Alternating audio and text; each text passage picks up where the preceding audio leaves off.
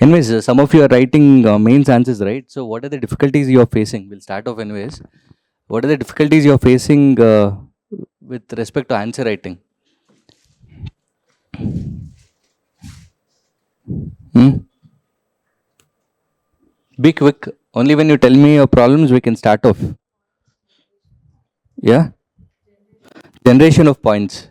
Then?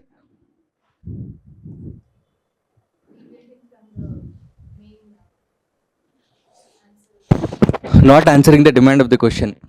Okay, then?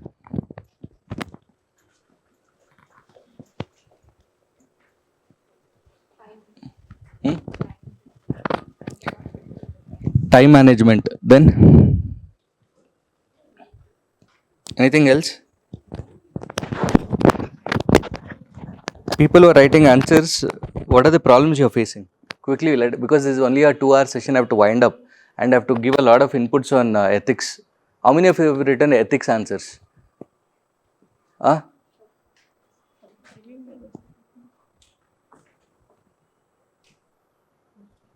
Huh? How many of you have written ethics answers? So, what difficulties were you facing? Anyways, this is actually a brainstorming session. The first session that I'm having with respect to, there is a program known as GURUKUL Advanced. Okay, it is a part of it, and this is the first day of it. And I just wanted all of you to understand how this would work and help you out. Okay. Anyway, some of you are a part of different program also, but you will get an idea. Majorly, it is more about what should be your thought process when you are writing mains answers. And since in Gurukul Advanced, we are starting off with ethics, I have taken ethics as the first session today. Fine. So, yeah, coming to the difficulties faced when you are writing ethics answers. What are the difficulties you guys are facing? Anybody who has written ethics? Yeah? Generic type. Yeah.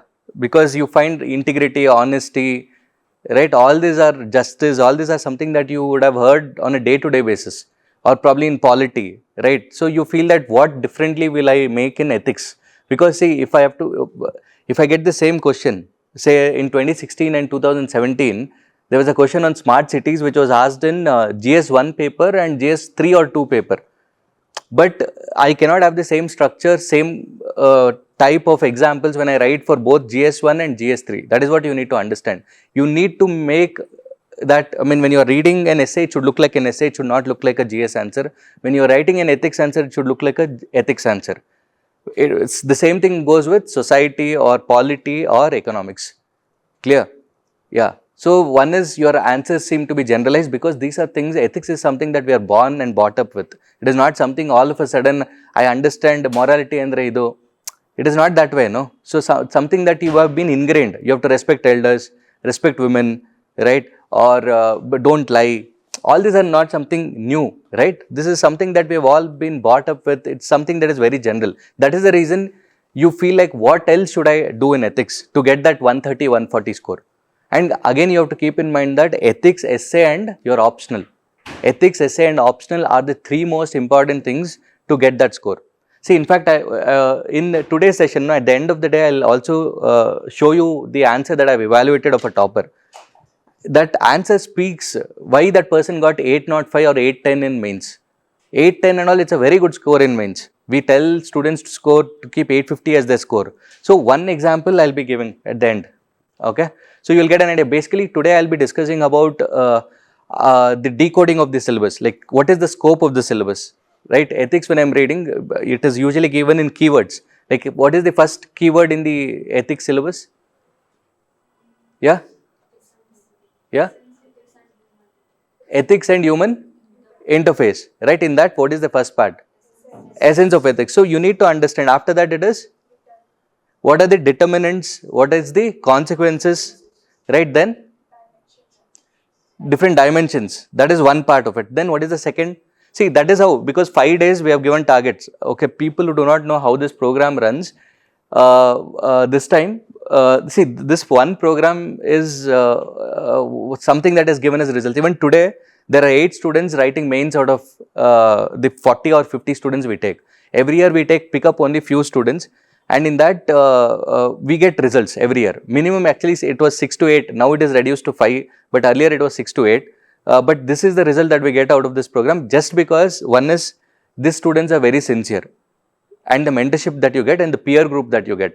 And in this program, you will have a study room wherein you will get that separate access to it. Okay, so and majorly more than the revenue that we get out of it, it is purely based on the rank. That is the program. That is the reason the program is also priced very affordable. Okay, and in this time, we have made certain changes because we have this program called Sankalp, daily answer writing and all, right? So that program, and this year ka toppers from Karnataka, we had floated a form like what are the new changes that we have to make so that students get more confidence in mains, especially because ಇಲ್ಲಿ ಏನಾಗ್ತದೆ ಬ್ಯಾಂಗ್ಳೂರಲ್ಲಿ the problem is students are not that confident in mains unlike in other places. So Ali, after taking that survey and feedback and all, what I understood is, I think that daily activity, when you need to create a daily activity and a mentor should be there, so that every day, whether you want to meet the mentor, do not want to meet the mentor, you're always interacting with the mentor. So that is why what we have done this time is, see, and it's a result oriented program. That is the major essence of this program. So this time what I have done is, there are 3 ways the tests are done. One is daily test, which runs from Monday to Friday. 4 to 5 questions are there, and it is like live answer writing only. The mentor will be there. After that, we'll discuss. One is, it will help you in daily accountability, because last year when we gave the weekly targets, what I could sense and what Anand sir also said was, day to day they are not meeting the targets. When they are not meeting the targets day to day, then weekly targets will be missed. When you are missing the weekly targets, the monthly targets will get missed. See, ultimately in UPSC, from all my experience, I have spoken to a person with 11 attempts, okay, who has given 5 interviews. Still he could not get a rank. To somebody with 6 attempts, not clearing prelims at all. To somebody, no, forget 6, 8 attempts, not clearing prelims at all. Then somebody with first attempt clearing it in first attempt itself, right? Getting IAS top 50 rank. So what I'm trying to tell you is, I've seen a wide spectrum, and all that I could sense was nothing but it is not like some super intelligent and all. Okay, it is like they have started with a very average answer, but they have been consistent, because that daily what happens, no, see, human beings works on 2 things. One is you should have an incentive, right? To incentive, or second thing is you should have daily targets. If these 2 things are not there in our lives, nobody, including me, will not be active at all, will not be, that consistent, will not be competitive. See, this is a competitive environment. How do you beat competitive environment? Just tell me. How do you beat competition? Talent? Talent beats competition? Madhadrapa, be interactive, please. 2 hours, let us be interactive, let us be informal, and also online students, please reply the same questions. No, I'll be coming here regularly and I'll be asking you questions. Idella idiyappa comments alli nodadida. Yeah. Who is this? Shivangi. Yeah, fine. So the question is, what beats competition? Forget about this. For me also, there are competitors, right? People who are set up their institutions here across the country. For you also, these people are your competition. For online students, that own peer is their competition. Apart from that, pan India, there are people writing exams. All this is competition, right? We live in a competitive environment. And if you want something very big in life, you want to do something big in life, you need to be in that competition. You need to beat that competition. Or else you can still be happy with 10 to 5, 10 to 6 job, right? You are all here today because you want to do something big in life. And if you want to do big in life, you have to beat the competition. The competition in UPSC is not very, it's not that easy. The competition in 10th standard you would have faced, though you would have studied in the best of the best school. 12th standard, engineering exams, medical exams, CA exams, you name anything. This competition is different because these are the people who would have come over the top creamy layer. All the IITians are here, all the IM people are here, right? NIT people are here, CA you take law, NSLU, all that. So you have the top notch students here. So how do you beat them? Do you think talent? Talent will not help you, I'm telling you, though you have talent. Best example would be Sachin Tendulkar and Vinod Kambli. In fact, they used to say, because we were still small then when we used to watch these people, they used to say Kamli was more talented. But today, where is Kamli, Vinod Kamli, and where is Sachin Tendulkar? Two different lives. Vinod Kamli can't even walk now. Yes, see what happens, for a man or a woman, if you're not, and if you're ambitious, and if you're not successful, what will happen is you will kill yourself day to day. Day to day killing will happen, and eventually you will become that.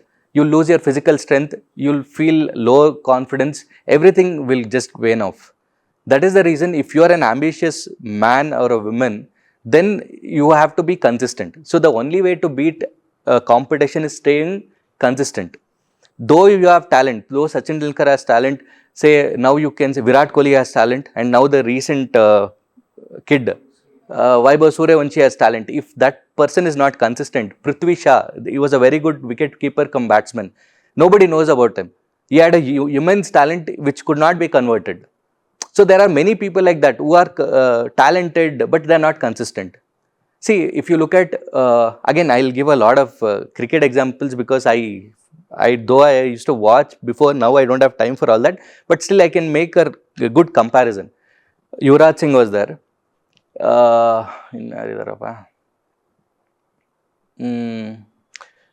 Raina, Yuvraj Singh, all these are great players, Mohammad Kaif. But when you look at the consistency, long run, it was Dhoni and Virat Kohli who went for a longer version, right? Because that calls for consistency. So everyday effort, everyday discipline is what is required. So that is the reason this daily accountability is what we have ingrained in this. And also this will help you in time management, because when you're giving only 4 or 5 questions, we also will time you 30 minutes, 35 minutes only. So that time management also will happen. And also in that process, when the mentor discusses, and every question is discussed by the mentor. So we'll make sure that you can make notes through that. So this is what I've integrated this time. Just like it is actually there in Sankalp. Actually, but discussion, I don't think discussion is happening. So something here, what we want is, I wanted the student to interact with the mentor on a daily basis. Because what we could see in Gurukul Advanced is, even though we tell them, in 1 week they might interact only once, or probably in 2 weeks they might interact only once. So that connection was missing. So I thought, at least daily when they are here, like say I'm here, I'm talking to you on 4-5 questions, then we'll have an interaction, right? And after that also you can sit with the mentor and talk to them. Individual also is there, so that every day that interaction is there. That is the reason why I've kept daily test, right? So what happens every Saturday, so today is a Saturday, every Saturday you will have a brainstorming for that one whole week. Okay, then after that you will have everyday test Monday to Friday. And after you complete a module, you will have like whatever 7 questions at a stretch, 10 questions at a stretch, or 14 questions at a stretch, according to the paper. That is how it is distributed, and that will be evaluated. So here module wise test. Okay. So module wise test is which I just mentioned, that is for revision. This will act as a revision. This will keep your daily accountability, time management, and notes making. Notes making is something that I've seen students are not able to make crisp notes. Your notes run to pages. Like one emotional intelligence, 10 pages notes if you make, when will you have time to revise? It should be done in just half a page. It should be done in only 1 page. So that is an art of notes making. So that is what we'll be taking you. So that is the reason here, what we'll do is we'll make you write the test, we'll give you the synopsis, we'll not evaluate here. Because there'll be a lot of interaction and discussion, which is more important than evaluation in this part of it. Okay? So anyway, synopsis also will be given for that process, and notes making is something that we'll focus on, right? And this revision test will be evaluated. That is how it is done. Then this current affairs test also, what I've done is we have kept it as practice test. So whenever you're free, whenever you're feeling bored, brainstorm. Anyway, synopsis will be provided. So brainstorm, and that will help you in thinking process, on the spot thinking. On the spot thinking is a very essential trait that you should have when you're writing mains answer, because you never know what kind of questions you will get in mains. And always remember, 2 questions will be a bouncer in each paper. You look at all the last 10-15 years paper, in every paper 2 questions will be a bouncer. So you need to inculcate that habit of on the spot thinking. For that, this is how it is. So the 3 formats of tests we have kept it this way. And daily mentorship and weekly module wise mentorship. That is how it is. So mentorship is the major focus, test is the major focus. Eventually, and strategy sessions like this. That is what every Saturday you will have strategy sessions or brainstorming sessions this way. Now let us directly get into the syllabus for this week. So this is how it is. From Monday, you will have this. Day 1, you will have ethics and human interface, essence, determinants, consequences, ethics in private and public relations. That is day 2. So this will keep you on your toes basically. When you have daily targets and when you write answers on a daily basis, and that too with the mentor. So human values is the 3rd day. 4th day is the attitude. 5th day is the aptitude and foundational values. Okay, this is how it is. Fine. So as I said, 1 is brainstorming will do, 2nd is PYQs will take, 3rd is toppers copy will take, and then notes making. These are the 5 things that we'll discuss for today. Is that clear? Online students, is that clear? Any doubts? Yashaswini, Pragati, Shivangi, any doubts? Please let me know. Yeah. So day 1. So day 1, let us understand. And also that I will be taking case studies also in this at the end, the toppers case studies and that proverb based statements, how the topper has answered and how that topper has really answered well. So the validations that I have given will add 1 mark in each question. So 1 mark in each question is enough to get him 20 marks in 1 paper, 80 marks in 4 papers. So somebody is getting 380 and all, 80 is like 460, it will take him to, right? So that is how it is. So this is how the marks are distributed over the years. So major topics, ethics and human interface is this blue wala, attitude is this red, aptitude and public service values, it is green, emotional intelligence is in purple, moral thinkers and human values is in yellow, probity and governance, applied ethics. So these are the 6, 1, 2, 3, 4, 5, 6, 7 major topics which are distributed across last 21 to 25. Last 4 years, this is how the questions are distributed. Fine. So 13 questions, all of you, I hope all of you know how the pattern runs. 13 questions are 10 marker, right? So that is 130 marks, and 6 questions are 20 marker. So that is 120. Total is 250 marks. So highest weightage is given to probity in governance, because ethics in governance is what is more important than moral thinkers and human values. So all this weightage we have given, like every year, what is the number of questions that have come from.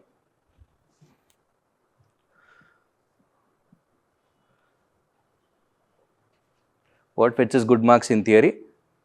Yeah. Before this, let us take the first topic. All of you be ready with a pen and a paper and do the brainstorming exercise in the session. See, this will be more of a class, but later on I think we'll have more of a mentor based discussion where the mentor will be sitting and all of you will be brainstorming. I think that will be even better, I feel. So first topic is essence. So let's all brainstorm.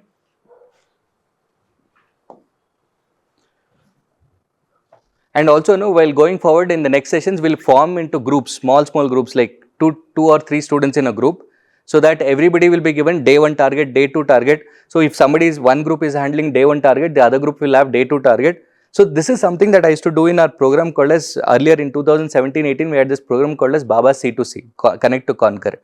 That is nothing but grew into Gurukul Advanced actually. But then I thought, okay, that features were much more impactful. So that is the reason we are trying to bring that same thing. So sitting with the mentor, brainstorming with the PYQs and everyday topic. So, and we used to divide it into small groups. So 5 groups we used to form, 5 days ka topics we used to give, so that everybody, ultimately we want all of you to clear. It is not like only one student we want to clear. So it should be a group effort. A team spirit is very important.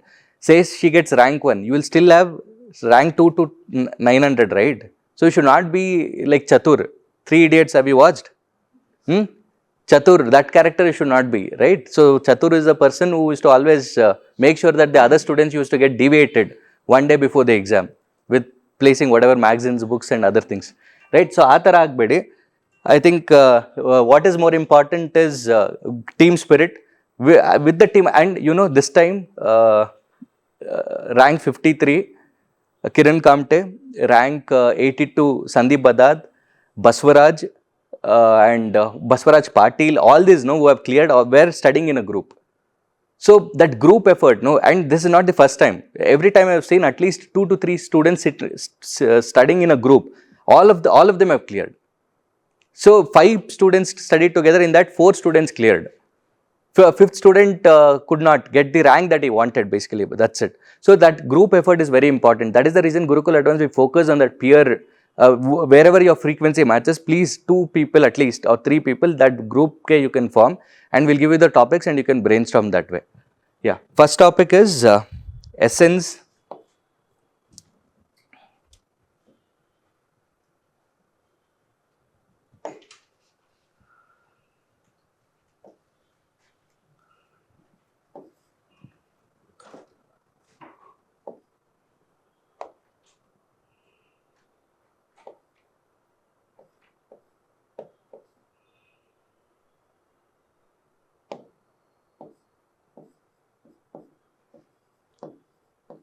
essence of ethics, determinants.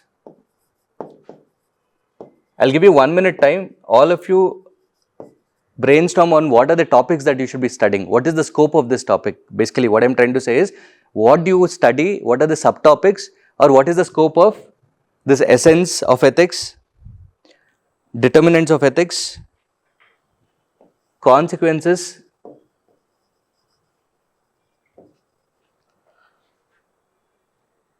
and dimensions.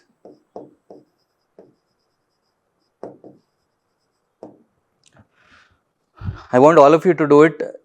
Whatever comes to your mind, 1 minute I'll give you, brainstorm whatever it is, even if it is wrong. Anyway, you are not going to show it to me. So brainstorm, but put your thought. So the brainstorming session actually makes sure that you apply your mind. The thought process is very important. How do you think, basically? Whether it is right or wrong, whether you know something, you do not know something, it's okay. Whatever basic common sense you have, apply that. Because application is the difference between a topper and a person who is not able to clear this UPSC exam.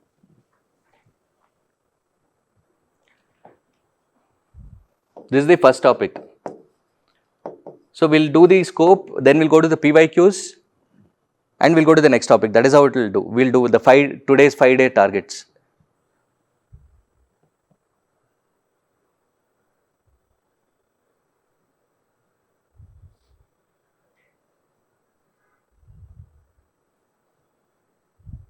And whatever question I keep posing at you, posting or telling you, please write it down, because it will make you think.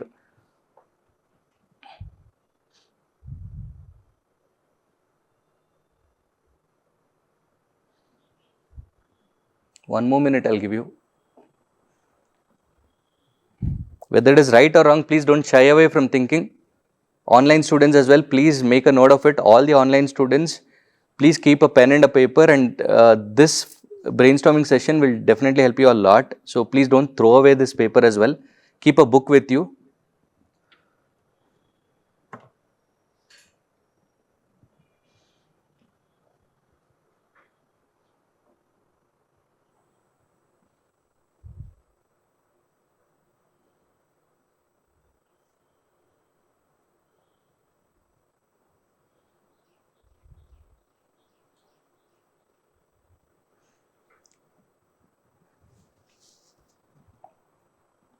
Done? Online students, done? Shall we start?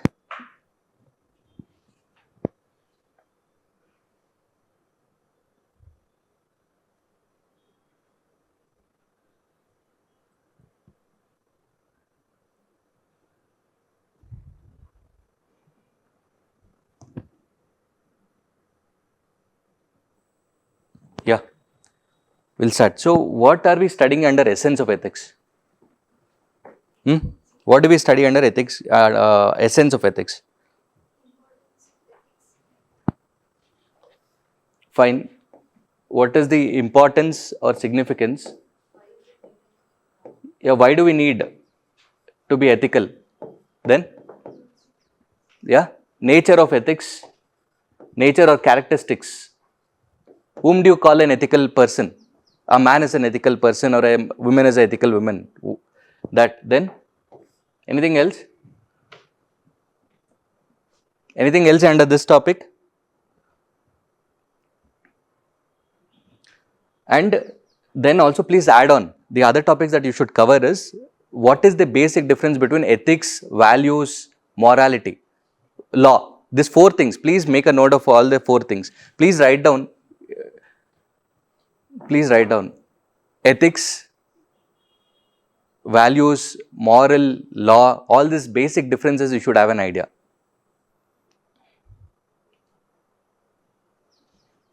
Is ethics absolute or relative? Please write it down. What do you think? Is ethics absolute or relative? Huh? Is ethics, so see all this, these are things which will help you eventually in writing a very good answer. And you be strong in ethics, right, automatically your essay will get reflected in terms of the quotes that you bring, the philosophical side you bring, all that. So that is the reason ethics essay go together, ethics essay and your optional. In fact, essay is nothing but culmination of your GS 1, 2, 3, 4. And just that the structure would be different, the flow would be different. So if you are strong in your GS papers, eventually your essay will also become very good, especially your ethics will add that value addition of 10 marks, 15 marks, like that. So is ethics relative or what? What did I ask? Absolute. Yeah? Largely absolute. How many of you agree to it? Nobody. What's your name? Netra. Apart from Netra, nobody agrees to it. Online students, is ethics. So online they are saying relative in nature, both based on the consequences and action. So is that right? It's very difficult to say whether it is absolute or relative. It depends on the circumstances, situations, all that. But as she also said, it should be largely absolute, because what happens depending on my emotions, I cannot say in this situation I'll act accordingly, right? So in a different situation I'll act. For example, I'm going on a road. I see somebody somebody has met with an accident. The blood is oozing out, but I have an interview to attend. Right? I have a meeting at 10, my boss is there and I have to be there at 10 o'clock. So what will happen? I'll think this time, okay, my interview is there, that is more important, my career. So here I can go, I'll just go to the interview without caring for that person there. Right? So, or in some other circumstance, the same person, me, I would not have any very important thing like that, attend a meeting or probably my interview is there. But here I have time, so that time I'll be going and helping that person because of humanity. So the same person, 2 different situations. Getting it? The same person with 2 different situations will be acting. So that is the reason we say ethics should be more of absolute in nature, because it should be universal basically, rather than being very specific. So that is the reason there's one more question that I want to ask you with the same question, connecting to that. Is ethics culture specific or is it universal? Write down. Is your ethics culture specific or universal? The third question is, can you be unethical? Sorry, can you be can you be ethical and still be unlawful? Or can you be unlawful and still ethical? Please, these are the dimensions in which you should be thinking. Because this will be given as a question in one way or the other in UPSC, just that wordings will be different. But the thought process is what you should look into.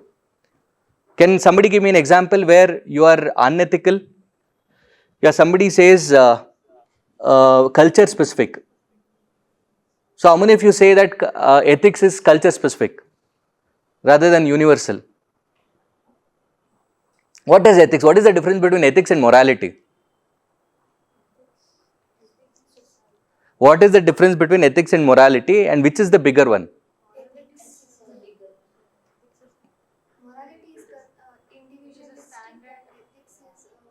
Morality is individual. Ethics is societally accepted. Is that true? Yes. Online students? Yeah, ethics is professional and morality is personal.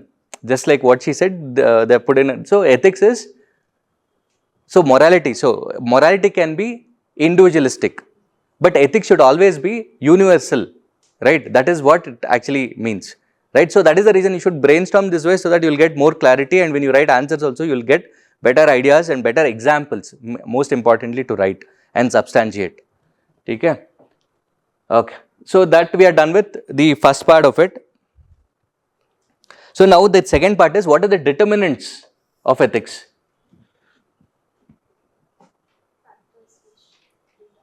What are the factors which determines? Your surroundings, your upbringing. So you can go at individual level, at family level, societal level, your education, all the social factors, economic factors, right? Anything, it can be even governance, right? Governance, then what else? Even social media, right? Even that is a factor that will actually condition your mind that this is right, this is right, this is wrong, and this is wrong. Consumerism, all that you can just write it down. What are the determinants? Religion, family, education, media, technology, right? Conscience, even peer group, right? Your peer group also decides fear, punishment, reward. All that will actually determine. So please, when you write all these multiple factors, no, you will be able to think clearly, or else you will not even know that this is the scope of this topic. Even fear, even punishment, even reward, right? All this also can be a part of the determinants, factors. Now, whatever the factors are, accordingly the consequences will happen, right? So, if you are born and brought up in a place where you accept every religion, language, then it is called a secular. You will become more secular in nature, right? Then, what else? Good governance can happen. All these are consequences. What else can happen? Your character building can happen. Trust in the governance will happen from the people to the government, right? Then all the factors of good governance, all the 8 factors, transparency, accountability, all that will happen. So what else? Your behavioral changes, consumerism,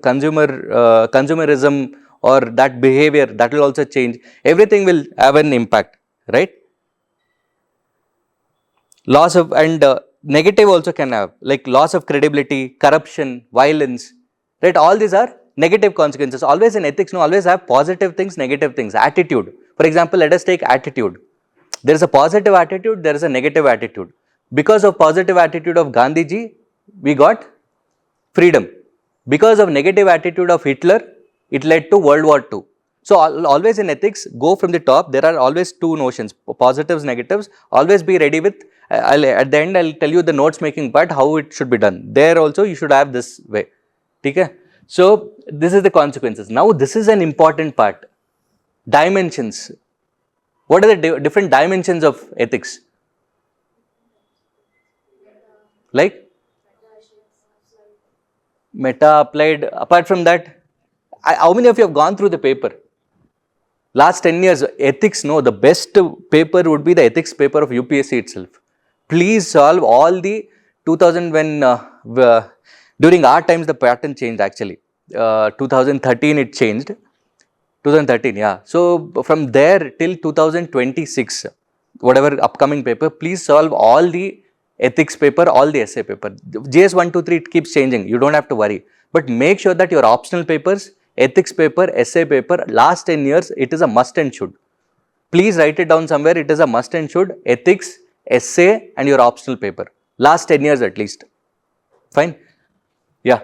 So dimensions. So that is the reason even in daily answer writing, we will inculcate that previous year questions also, so that you will get used to it. So even if you are not able to cover, we will try to cover it for you. That is how it will be done. Okay. So dimensions. See all this, no, how did I get to know? It is not like somebody has taught me. Who is my mentor? PYQs is my mentor. Right. So that is the reason your first mentor should always be your previous year question papers and syllabus. Of course, questions will not get repeated, but you will understand the pattern and the trend. That is the reason analyzing PYQs is also a skill. Right, because everybody, sometimes they say, sir, I've done all the PYQs, still I was not able to clear prelims, still I was not able to do well in mains. But see, mains is something that you can target properly and execute also properly, unlike prelims or interview. Prelims is also very dicey, very unpredictable. You know this year ka paper, how unpredictable it was. Bad luck that some of them, it was their last attempt. Interview also, it depends on the board, the mood of the board, all that also matters. So, but mains is something you should target 830 to 850 minimum, including your GS, all the GS papers, 4 papers, 430 to 450 should be your GS marks.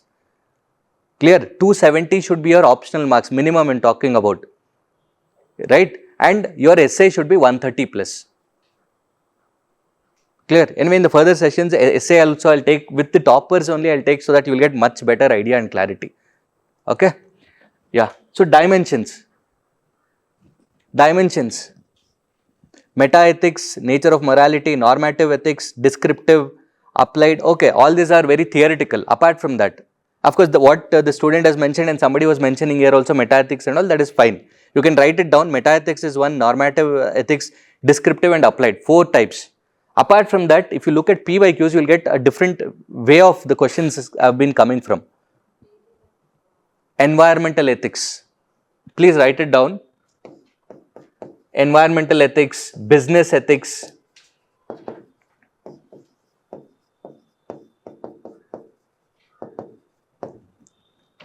global ethics,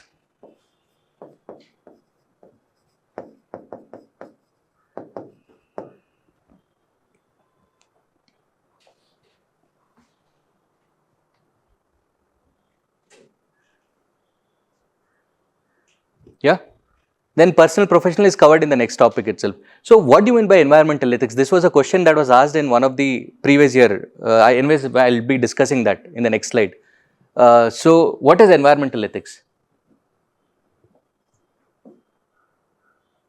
What is environmental ethics? Online students, what is environmental ethics? Please don't Google or do ChatGPT and tell me the answer. Be honest. You should apply your mind. See what is happening with ChatGPT. The biggest problem is your thought process, you are losing it. And in UPSC, what is important is your thought process. Application, see, you can take the help, you can take the support, but first you think. And then you can use your ChatGPT or do whatever you are comfortable with. But first you should think. Clear? So, what do you mean by environmental ethics? Huh? Moral value? Yeah, fine. Your relationship with the environment is nothing but simple terms I'm talking, I'm just trying to simplify. Your relationship with the environment is your moral ethics. For example, sustainable development, right? Climate justice, there's a word called as climate justice. Please note down because these are the questions that UPSC will ask you. Climate justice is there, sustainable development, intergenerational equity, yeah? Yeah, stewardship, right? Then, yeah, fine. That all that comes under sustainable development itself. So those are subtopics, but this is the meaning of what do you say? Environmental ethics. Clear? What is business ethics then?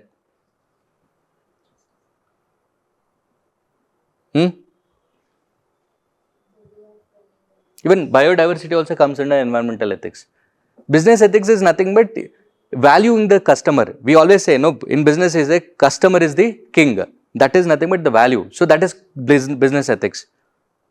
Fine, that way. So that is how you need to understand. Please make a note of all these keywords and be prepared for it. You will definitely get a question. That is for sure. Okay.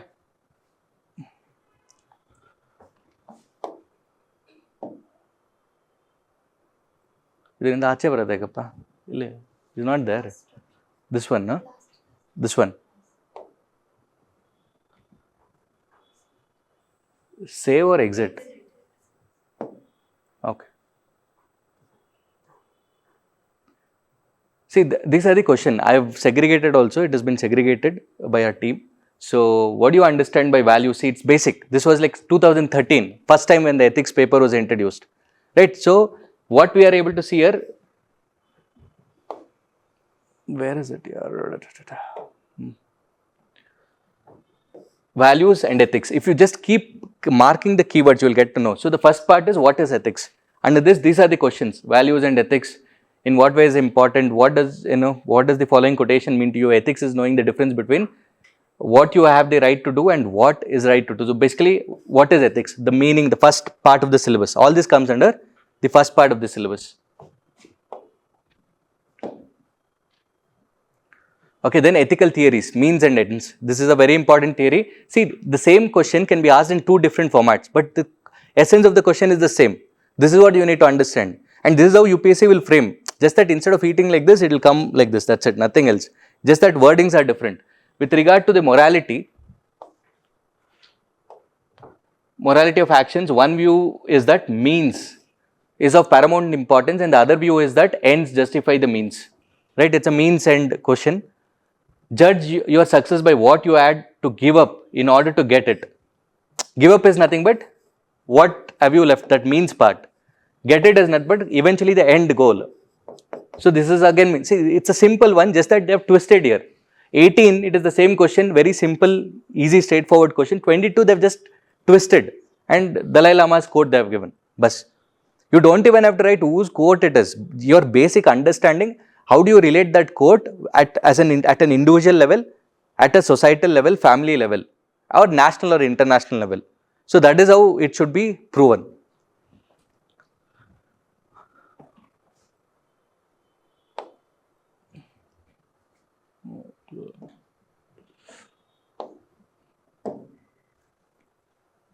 So ethical theories, see, this is what I was talking about. Social ethics, environmental ethics, clear? So when you look at social ethics, the good of an individual is contained in the good of all.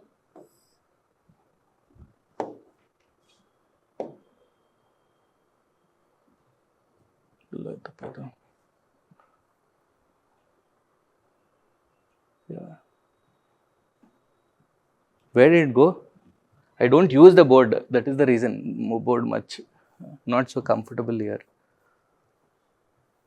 It's not moving at all.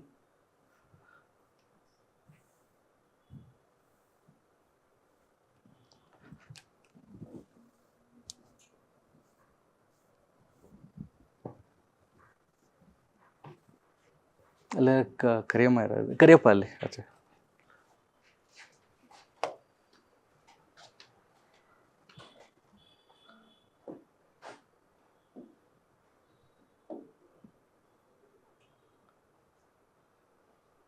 Anyways, this is social ethics. The good of individual is contained in the good of all. Social values are more important than economic values. So what are social values? See, here it says social values are more important than economic values. What are social values?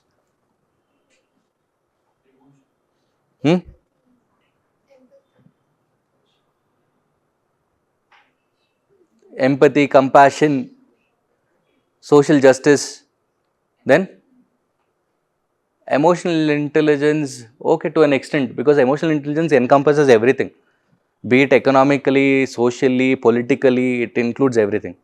Then okay, fine, all these are social. What are economic values? Profitability, then consumerism, then production of goods, production of services. All these are economics. Employment, poverty, all that also comes under that. So that is how it should be done. Increased national wealth did not result in equitable distribution of benefits. See, all three are related to social ethics only, just that they have tried to give it in a different format. Is that clear? See, all three formats you can see. The good of an individual is contained good of all. Social values are more important than economic values. Increased national wealth did not result in equitable distribution of benefits.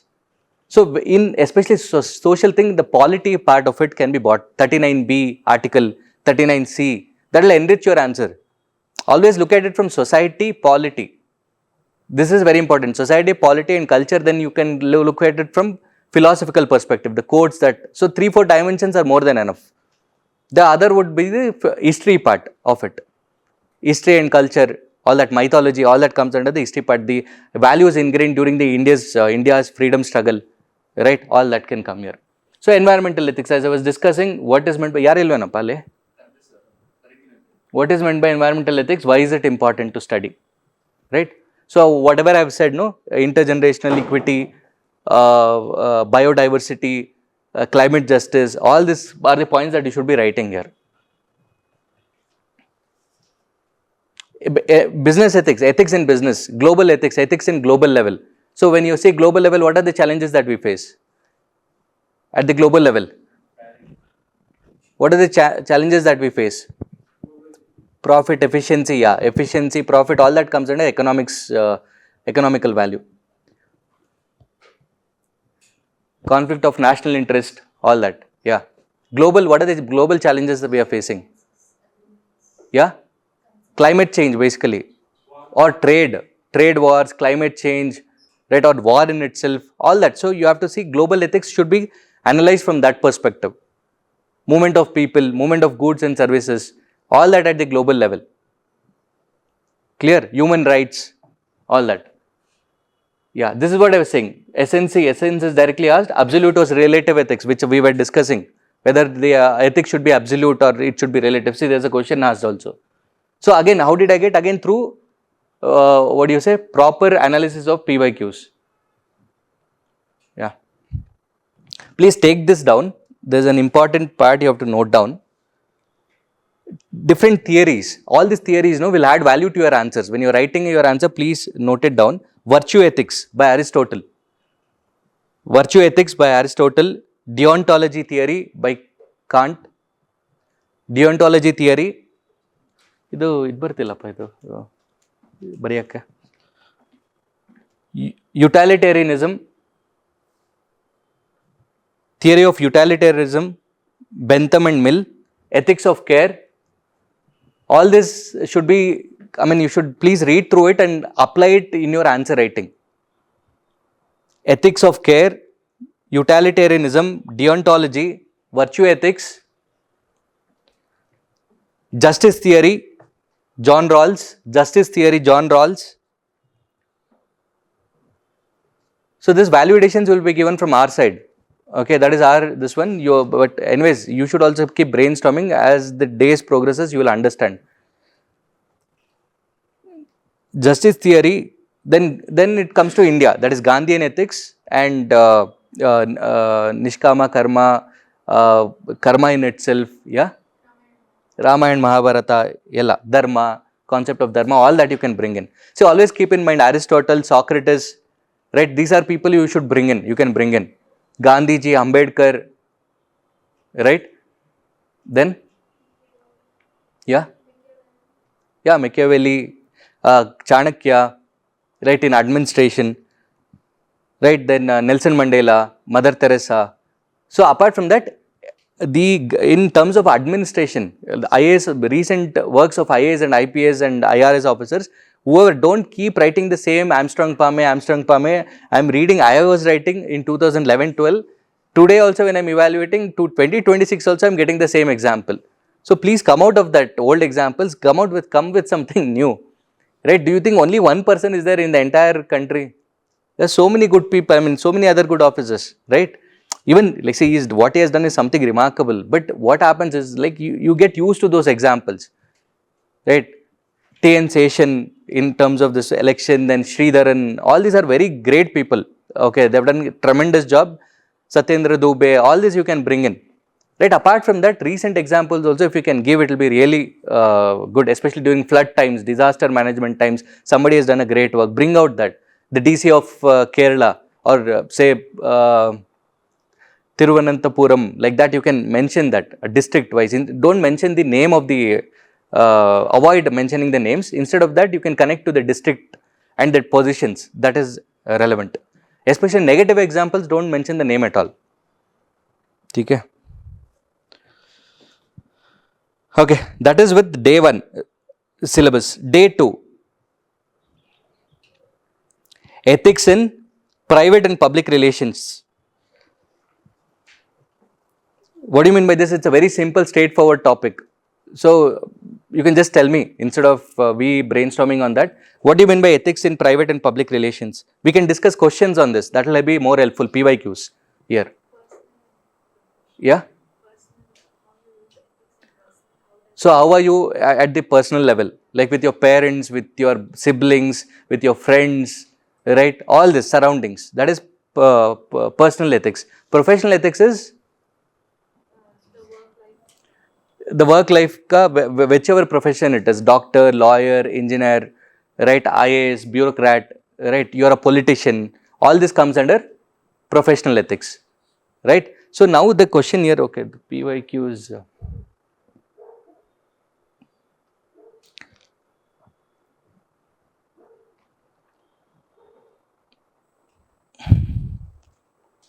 there was a question on moral reasoning and moral intuition.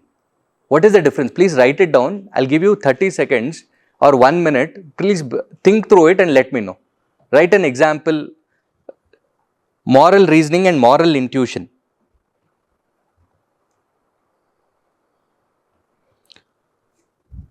So when you think about bureaucrats, all this, no, rule, duty, procedures, right? All these are the things that should come to your mind. Constitution, basically you should respect the constitution, you should respect the rules, you should respect the procedures, laws, like that.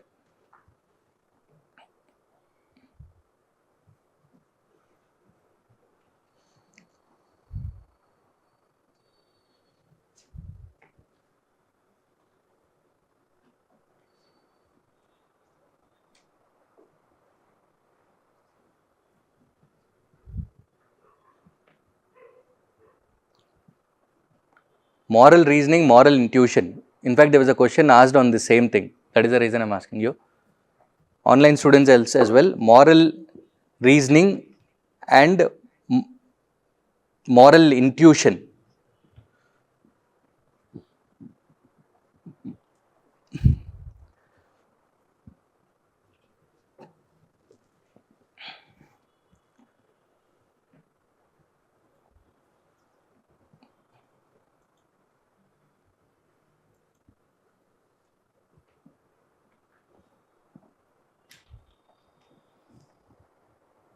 Done? So what do you mean by moral reasoning, moral intuition?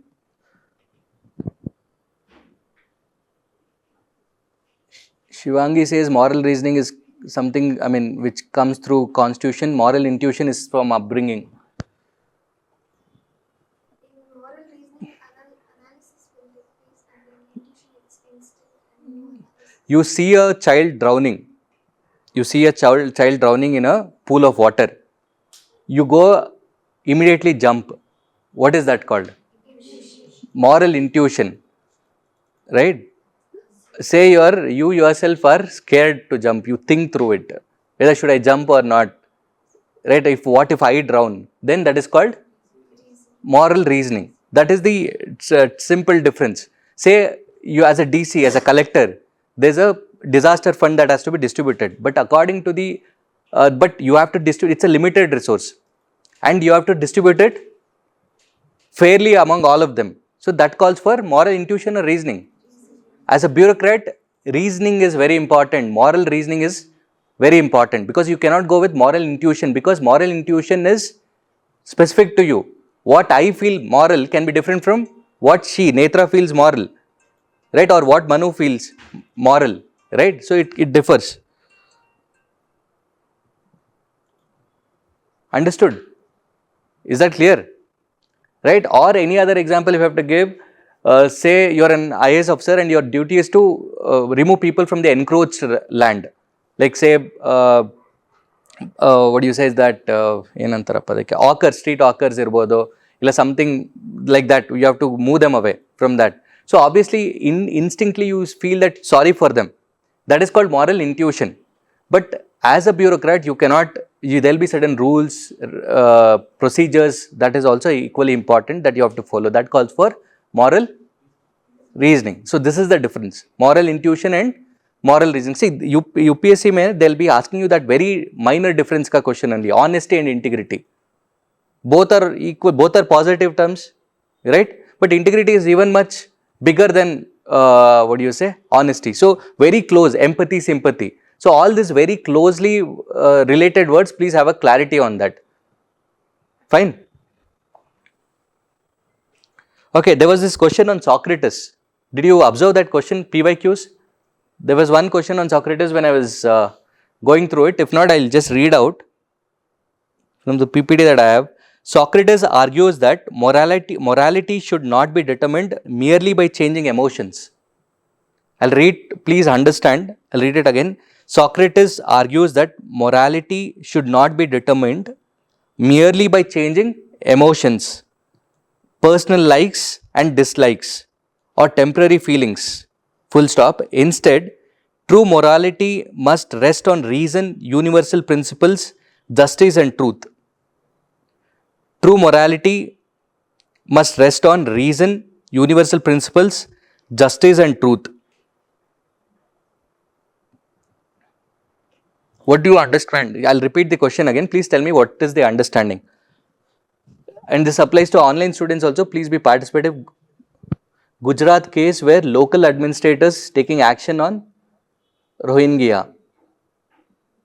Fine. Yeah, that's also again a good example for moral intuition and moral reasoning. Okay. I'll repeat the question again. Please tell me what did you understand by this. Socrates argues that morality should not be determined merely by changing emotions, personal likes and dislikes or temporary feelings. Instead, the true morality must rest on reason, universal principles, justice and truth. What did you understand by this?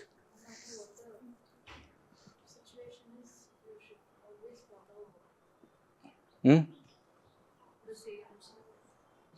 Absolute? What absolute? It is not about temporary feelings, emotions, which is based on? No, first part was right. Second part I was not able to get your point. First part was right. It is like you should not base your decisions based on your temporary feelings, your likes, your dislikes, your stereotype images. Right? You are born and brought up in a certain place. You will have your own notion. All women are like this. All North Indians are like this. All South Indians are like this. All see, sometimes it might be true, but not necessary that all North Indians are like that, or all South Indians are like that, or all foreigners are like this. All Pakistanis are like this. All these are stereotypes that are created, right? So that is the reason he says this. So it is similarly like, can public outrage become the basis of justice? Can public outrage can become the basis of justice? Which example you can think of here? This statement is the question basically. Can public outrage be the basis of justice?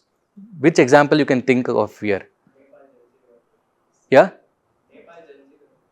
Nepal judge? Gen Z. Fine. That is still not so close to the statement I have made. Yeah? Mob lynching. Mob lynching is one. Okay. Then even encounters. See, what we think is like, say, some incident has happened, police just leave and purposefully shoot them, justice is done, right? We are happy, I am also personally happy, but still there is certain procedures that other person should also be heard. This is the procedure that we follow. We'll discuss, let's not waste time, we'll discuss the next question, PYQ of the same topic. We are still in day 2, then we'll move to day 3, day 4, day 5. We are witnessing increasing instances of sexual violence against women in the country. We are witnessing increasing sexual violence against women in the country. Despite existing legal provisions against it, the number of such incidents is on the rise. Okay. So suggest some innovative measures to tackle this menace. See, this is like something like even corruption. Everybody knows there is corruption, there is law, there are institutions, but still why is it happening? Everybody knows child labor is wrong, but still why is it happening? Are you getting it? So this will form a basis. So that is how you should think and extrapolate and interpret and predict questions in the future.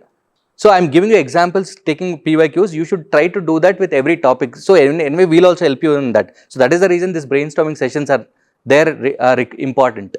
Fine. So the question again, I'll repeat again. We are witnessing an increasing instances of sexual violence against women in the country.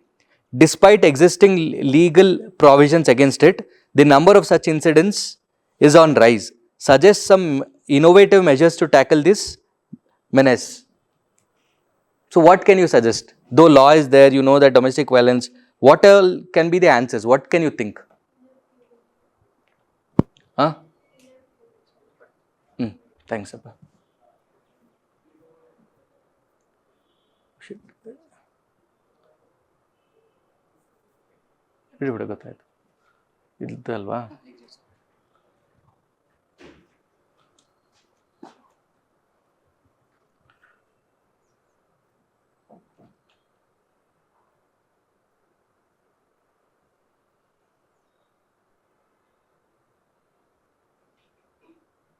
Where were we? This question, is it? Yeah, this question we are discussing.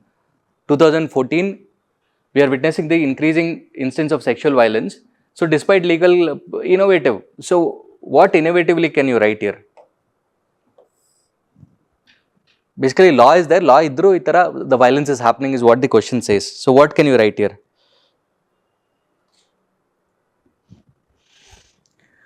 Bringing awareness in public places like schools. So, one of the student, Gauri, says self-defense training. So, that is one. That's a good point. Self-defense training. Breaking culture of silence by social persuasion. That is also a good point. Gender neutral rules. That's a very good point. So, all the 3 points are valid and accepted. Okay. And then the another student says, Zoom, there's no name on that person. The value of education and also social values are weaker in India. India should work like how's Japan and Saudi doing. Judiciary are delaying. Okay, legal system is weaker. We cannot do more. Socialization of young generation, awareness, education. Yeah, see, education is one. Training is the other. Persuasion, behavioral changes through social persuasion. Then AI based technology. See, always try to see from every dimension. From social angle, what are the points I'll write? From the technological angle, how can I make AI surveillance city so that everything is tracked properly, right? So that way. Then training is the other parts. Society, that way. Then what else can I write? Fast track courts, so that these things are fast tracked and justice is delivered quickly, so that people will have confidence in the institutions. So from the institutional level, technological level, like that you have to write, societal level, all that. Anything else we can add here?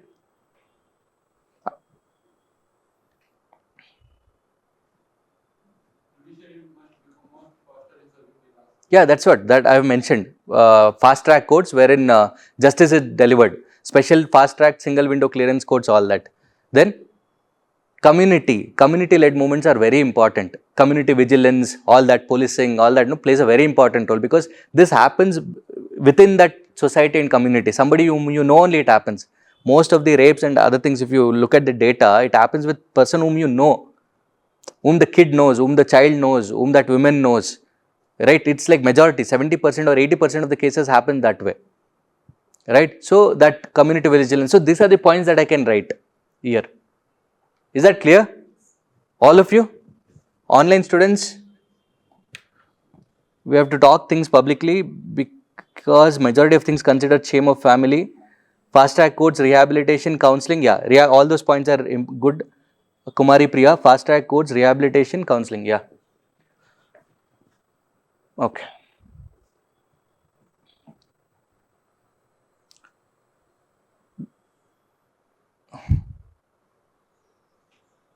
See, this is politics versus ethics. It is often said the politics and ethics do not go together. What is your opinion in this regard? Young people with ethical conduct are not willing to come forward to join active politics. So this is one angle in which the questions are being asked. Okay. So there's nothing much to discuss here. Next, role of ethics. Again, in public administration, in governance, how important it is. Again, this is role of ethics, enhancing the following 3 major components. Human capital, soft power, same thing. It is believed that adherence to ethics in human actions would ensure smooth functioning of an organization. So basically, ethics in different dimensions and aspects of life and work, right? That is what public and private. That all this comes under the second topic. So that is why I have grouped it under second topic on, what was this topic on day 2? Ethics in private and public relationships.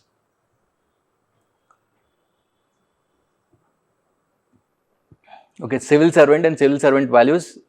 3 basic values, universal in nature in the context of civil services. What is meant by public interest, right? What are the principles and procedures to be followed? All this civil services code of conduct rules.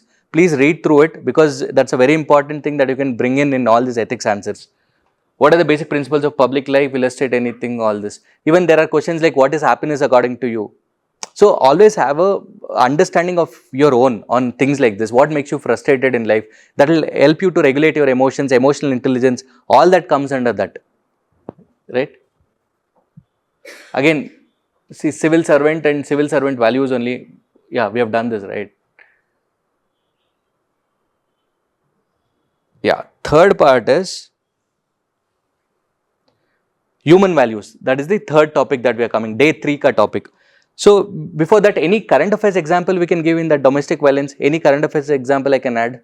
Always you should see all this. You should forcefully think. Any polity, constitution article I can add. Any current affairs examples I can add. Case studies I can add. Any data I can add. Right, apart from quotes, as I said, no, that is something. When you are looking at ethics, you should always keep in mind there are 3 more subjects.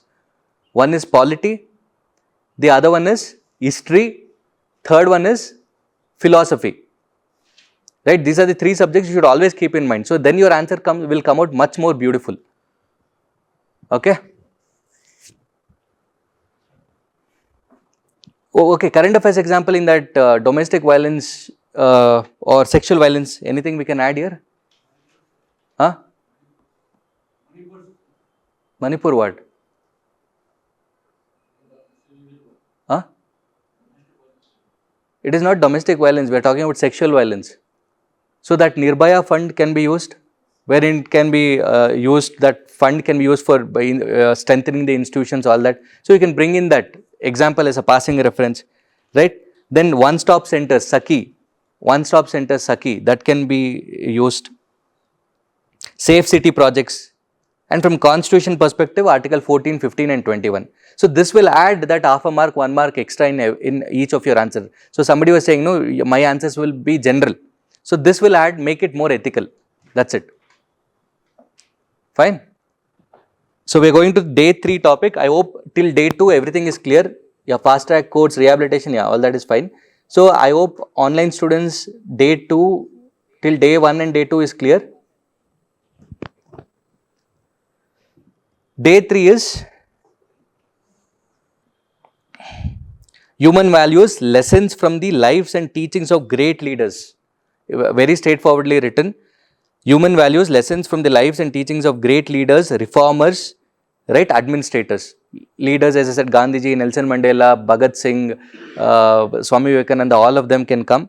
Right, reformers. Who are the reformers? Rajaram Mohan Rai, Ishwar Chandra Vidyasagar, too. Yeah? Okay. Phule. Anyone else? Administrators. Recent, please take on recent examples. Apart from Sheshan, then Sridharan. Yeah. Role of family, society and educational institutions in inculcating these values. So straightforwardly asked question. So I'll tell you the personalities. You have to give me one value that is associated with the personality. Okay.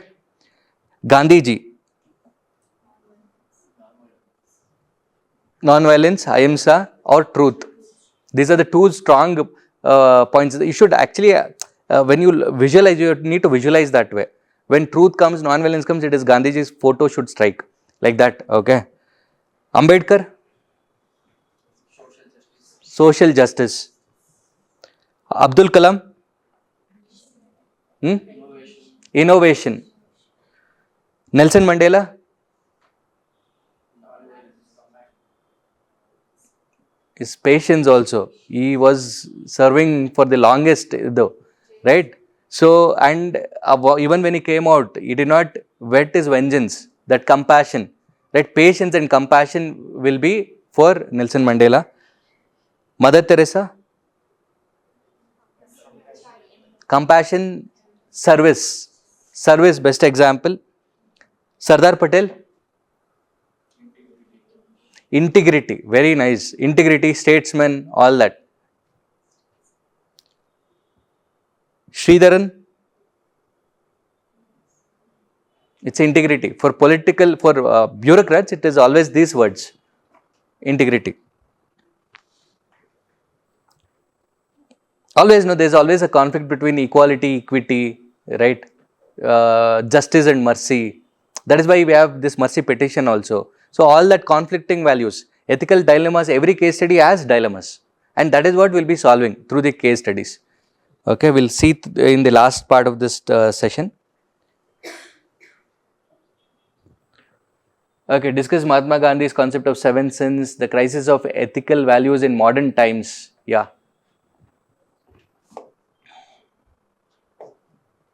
The crisis of, so once you look into this, you will understand there is a crisis of ethics. Which angle? Modern, because of narrow perception of good life. We'll discuss this question now. Before that, some people feel that values keep changing. So values change with, see, all this will give you the fodders on which you should be preparing. This will give you clarity.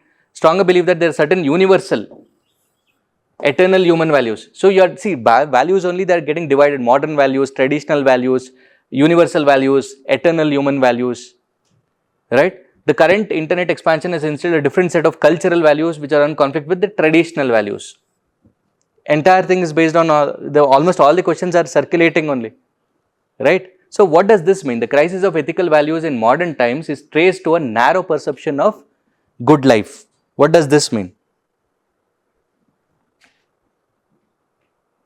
Online students, the question applies to politics is not a game, it is an earnest business. Okay, this is with respect to a politics question that we were discussing. Okay, consumerism culture. Okay. The crisis of ethical values in modern times is traced to a narrow perception of good life. So, what is good life is what I'll be defining first, right? What is good life? What is a good life? Happiness, then peace, then personal well-being, good relationship with my friends, my family members, my siblings, wife, husband, boyfriend, girlfriend, whatever it is, all of them put together. So because that is very important. If you're not having good relationship with people around you, definitely you'll be in some problem or the other trouble, no peace of mind, all that. So this is actually the meaning of a good life. And you have enough money to spend on your day-to-day things, all that will come under good life. But it says here the crisis of ethical values in modern times. So what has changed? What is the narrow perception of good life in modern times? Materialistic life, right? Consumerism. Somebody mentioned that word consumerism. Then wealth, power, right? All these are the narrow perception of good life in total. So on that perspective, you will be discussing this entire question. Is that clear? Online students? Good life means achievements oriented now versus contentment, rat race. Yeah, good life, multidimensional. Yes, you can look at it from politics, social, economically, medical care, all that.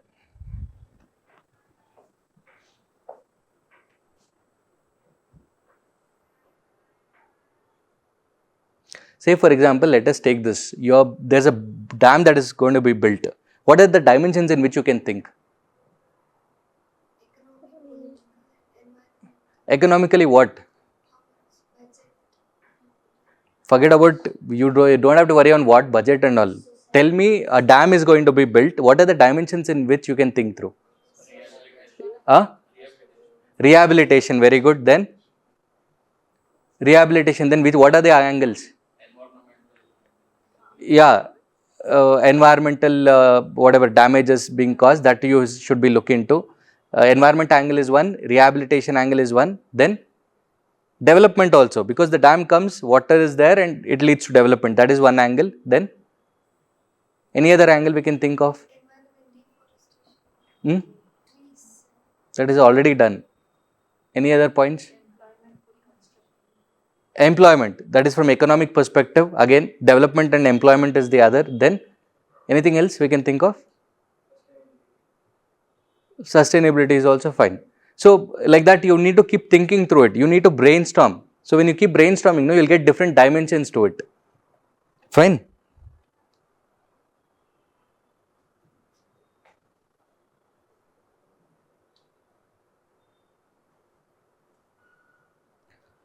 Okay, there's one line which says, when success is measured solely by outcomes rather than means, that can lead to what?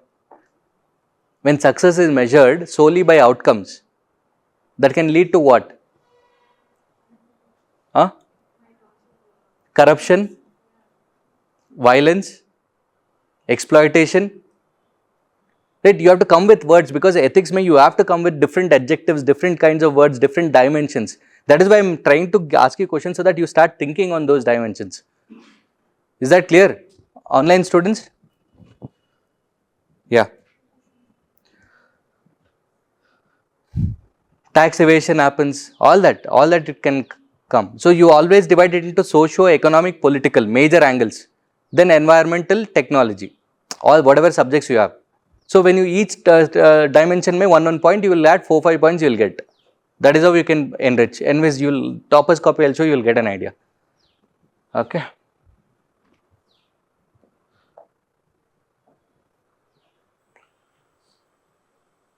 Again, value, because all these are given directly in the topic: education, NEP policy, what values to awaken the people. Is it it is the woman who must be awakened. Once she is on the move, the family moves, the villages moves, the nation moves. All these can be used in your essay as well. Very nice quotes by Jawaharlal Nehru. Then we are going to last topic, is it? Fourth day. This is the fourth topic, attitude. Right? What is the topic? Full attitude, content, structure, function. Its influence and relation with the thought and behavior. Its influence and relation with thought and the behavior, moral and political attitudes, social influence and persuasion. Moral and political attitudes, social influence, and all these words are very, very important, because that is how you, when you are studying, you will get examples, you will note it down. When you are writing an answer also, that social persuasion word you will be writing. Political attitude, democratic attitude is different from bureaucratic attitude. All that I'll explain what is the difference and all, but like that you have to, constitutional values are different from bureaucratic values, from democratic values. How three things are different. Clear? Day 4, right? So why do intelligent people make mistakes?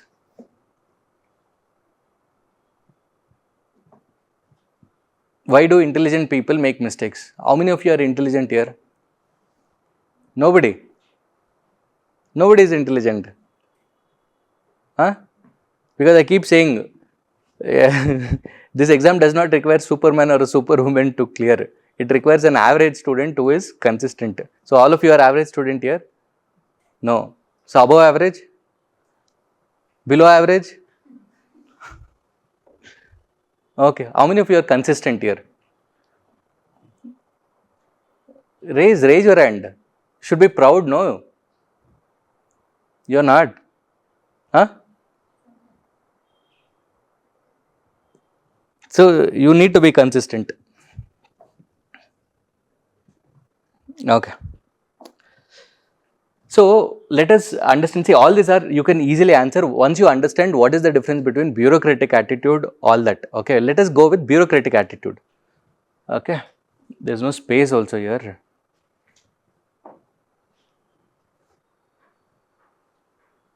Yeah.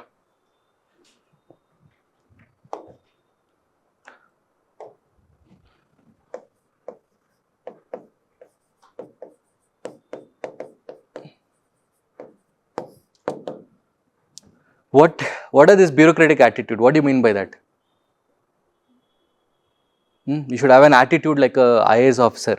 You should have an attitude like an IPS officer. What do you mean by that? What are the characteristics of a bureaucratic attitude?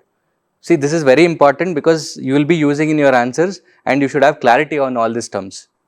What is bureaucratic attitude? You have heard about positive attitude, negative attitude. So what is the bureaucratic attitude?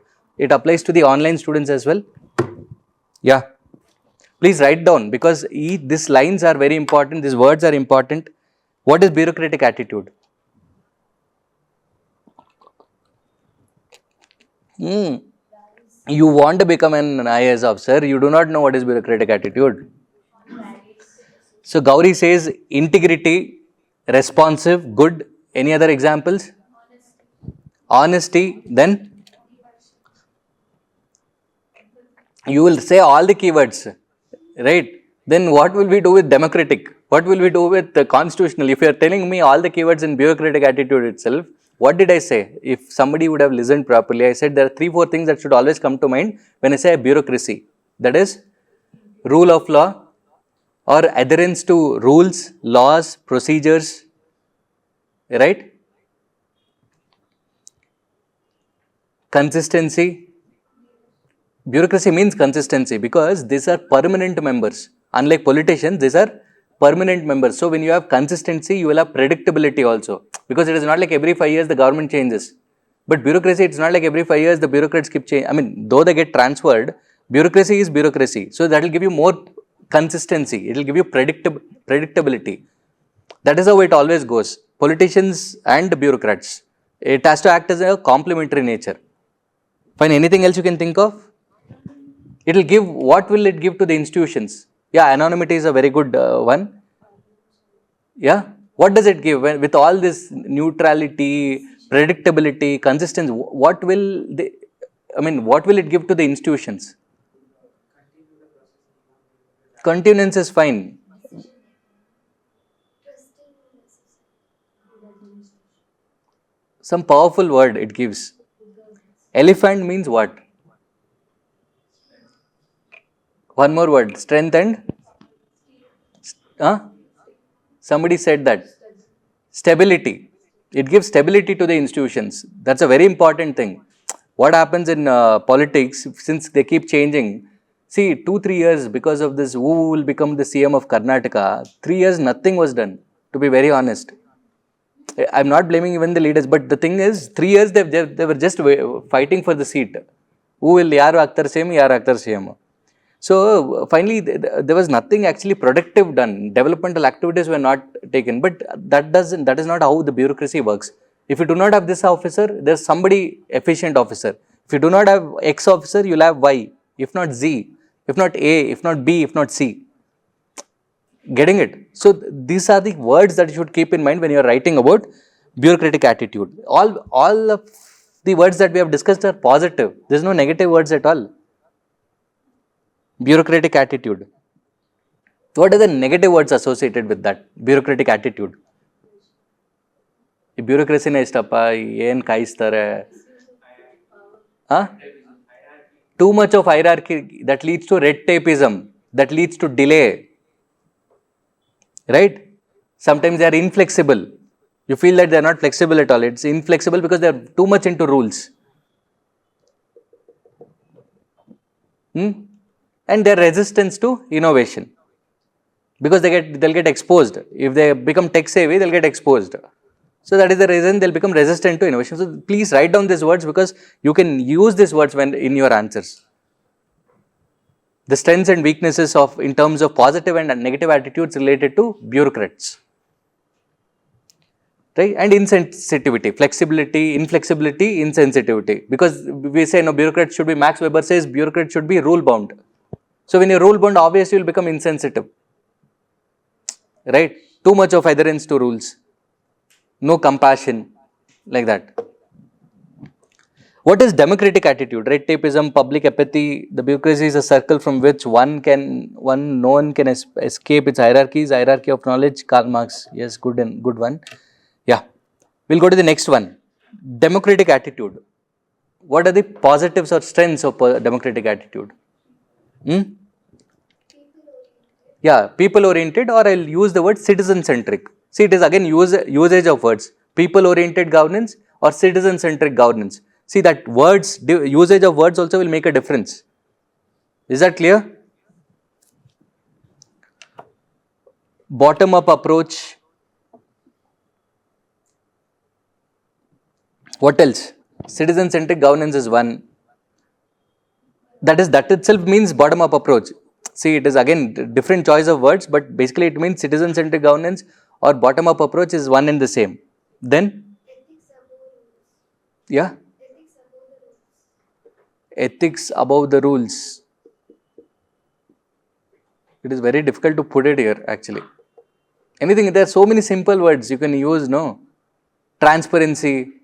Democracy is what? All that good governance factors. Accountability, responsiveness, participation, people participation, 73rd, 74th Amendment Act is the symbol of that. Yeah, inclusivity, very good. Empathy, all that comes under democratic attitude. What are the negatives of this democratic attitude? What can be the negatives? You should think through it always. Out of the box thinking. For what? I don't think out of the box thinking qualifies anywhere here. Yeah, hamper growth in the sense, see, it is a very, I'll not be using the word hamper growth. I'll say it will delay the decision making process, because consensus building is the hallmark of democracy. So that is the reason I'm saying, the usage of words will make a huge difference even in your mains and in your interview. Getting it? India is growing at a good rate. India is growing at 6.9%. Makes a difference. Hampers the growth. Democratic attitude hampers the growth. Democratic attitude at times or at some occasions, right? So, can delay the decisions because of consensus building. For example, GST, during the Congress time it had come actually. They rejected because they did not have that consensus or that strength to pass the same bill. The same thing was passed when the BJP government came into power. So the same good act took years together to get implemented, isn't it? Then what else? Populism, populist measures can be taken. So that may lead to public example. Best example is Karnataka government's 5 guarantee scheme, right?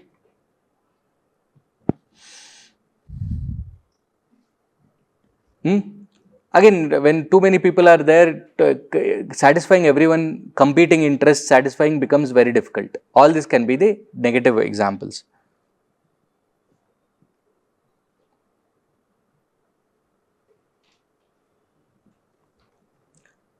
A flood has happened and it has destroyed 500 families. But according to the rules and procedures given to the bureaucrat or the IAS officer, it takes 3 days to distribute the funds. What are the values and dimensions you can think through in this case study? Because of the flood, 500 families have been affected.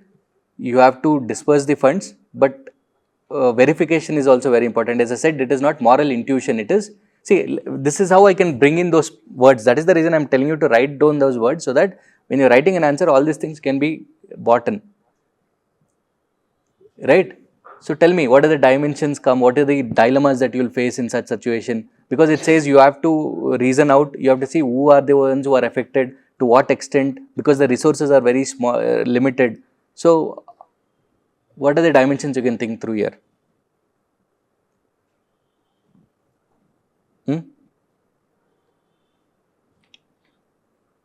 Online students?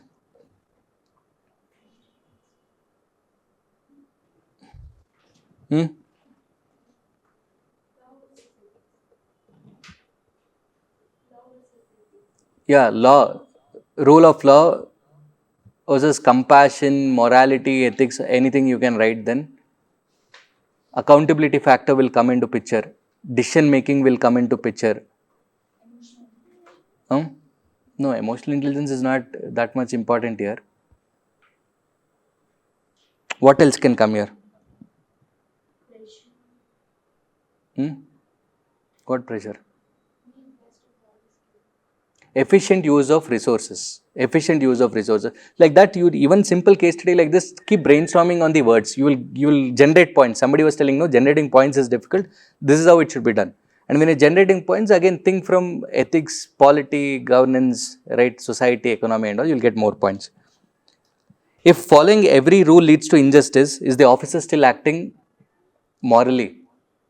I'm asking you questions to make you think, bus, nothing else.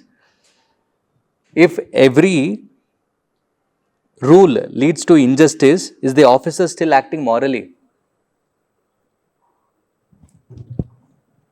Quickly, we have 20 minutes, we have to wind up. Online students, did you get the question? If following every rule leads to injustice, is the officer still acting morally? Huh? Middle path. What is moral?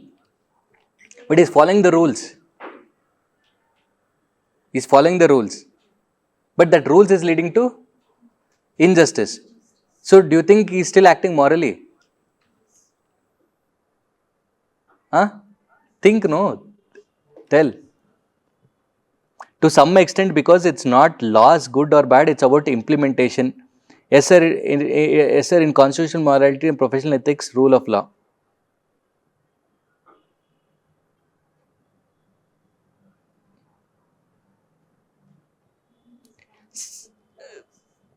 See, constitutional morality is a bigger word than what is given in the laws actually. It goes above it. So I would not take this point. But professional ethics I would follow. I would say rule of law also I'll say, because he is following the rules, he is sticking to the procedures. So that is all, that is fine. But is he acting morally? Because morally can be subjective. Right? Morally is subjective. So where can I place this statement?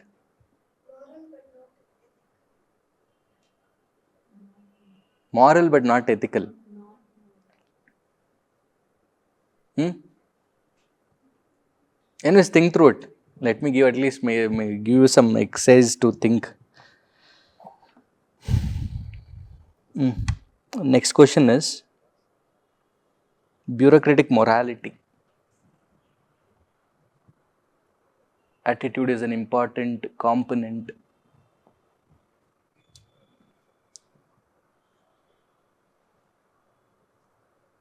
Oh, again the same problem, is it?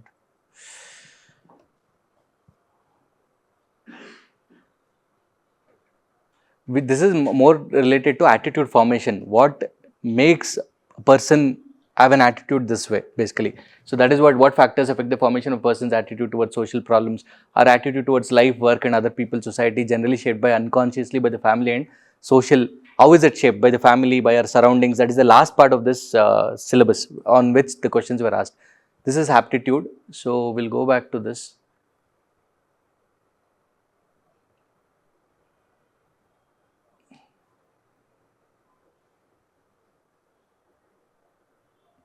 Okay. Based on this, there is a word called, where have I given?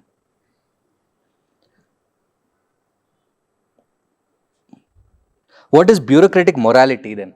Since we are discussing about morality, what is bureaucratic morality? What is democratic morality? What do you mean by bureaucratic morality? So that is the reason that question was framed. Do you think the bureaucrat was acting morally? Because every rule that he is following, it is leading to injustice. So now the concept comes, what is bureaucratic morality?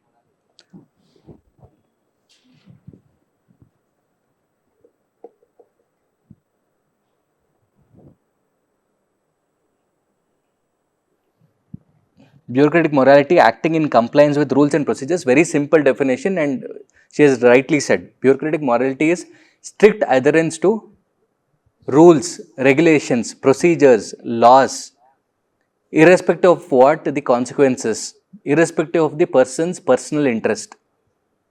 Okay, that is the meaning of bureaucratic morality. Irrespective of the personal emotions, he emphasizes duty over discretion, procedure over personal. Please write down these lines. The bureaucrat emphasizes duty over discretion, say D and D, duty over discretion, and procedure over personal preference, and procedure over personal preference.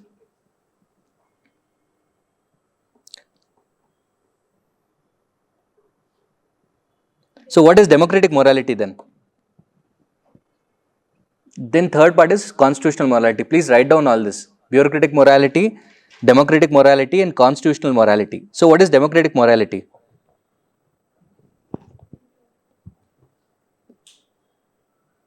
Yeah, following seniors' advice and hierarchy, all that comes under bureaucratic morality, because he's rule bound, is following the procedures.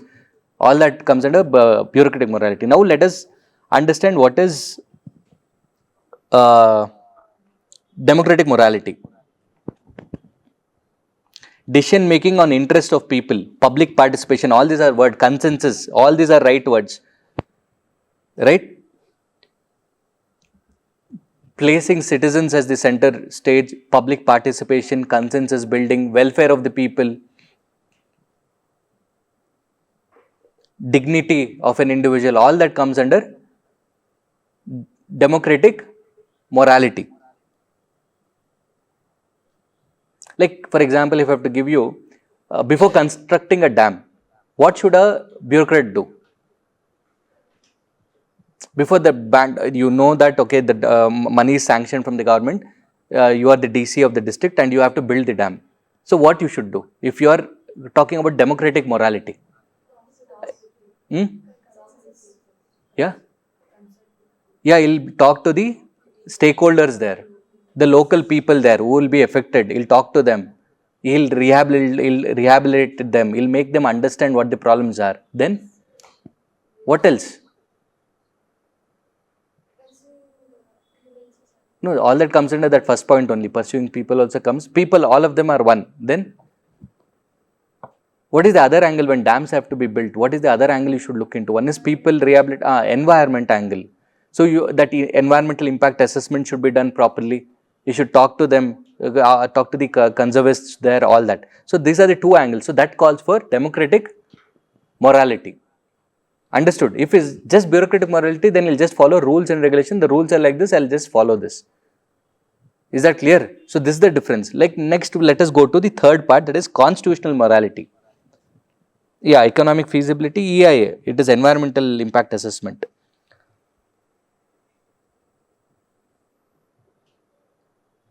What is constitutional morality? Spirit of the constitution, values ingrained into that, irrespective of your own personal beliefs, the customs that the country has been following since ages, right? It is against that, right? It can be like, for example, if you take personal laws, the triple talaq case, or getting divorced easily, all these are, the constitutional morality goes above this. This is a law. The law actually supports in certain religion, but constitutional morality basically says this is wrong. So, that is, constitutional morality is the top notch value, which talks about majorly values, equity, not equity, equality, justice, liberty, fraternity, all that that is there in preamble, no? The first few words in preamble is nothing but constitutional morality. Equality, social justice, fraternity, brotherhood, right? All that comes under constitutional morality.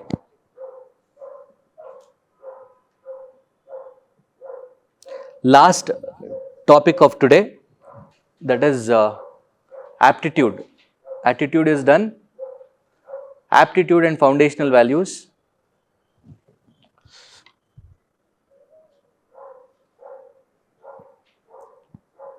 Aptitude and foundational values for civil services. Integrity, see, they have clearly mentioned. There is nothing to brainstorm here. The words have been clearly mentioned. Just that you need to know the difference between neutrality, impartiality, anonymity. All these are very closely words. Please try to understand. Partisan, non-partisan behavior. All these are very closely related words. Please have a clarity on all these words. Impartiality, integrity, non-partisanship, objectivity. Again, neutrality and objectivity, is there a difference? Non-partisanship, is there a difference? Impartiality, all these are again very closely related 4-5 words. Please know the meaning of all these words. I'll repeat again. Integrity, impartiality, non-partisanship, objectivity, dedication to public services, empathy, tolerance, compassion, neutrality. All these are like very straightforward words. And all this we will see when during the time of disaster, political pressure to do some work, whistleblower, all this will come under this particular topic. All these examples you can write. Like usage of words like constitutional morality, social morality, procedural justice versus substantiative justice. You can write such words.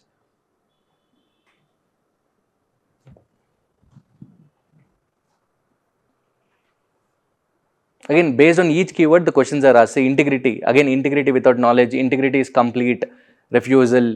Again, all the questions are talking about integrity and these keywords directly. Integrity is a value. All the questions are surrounding around integrity.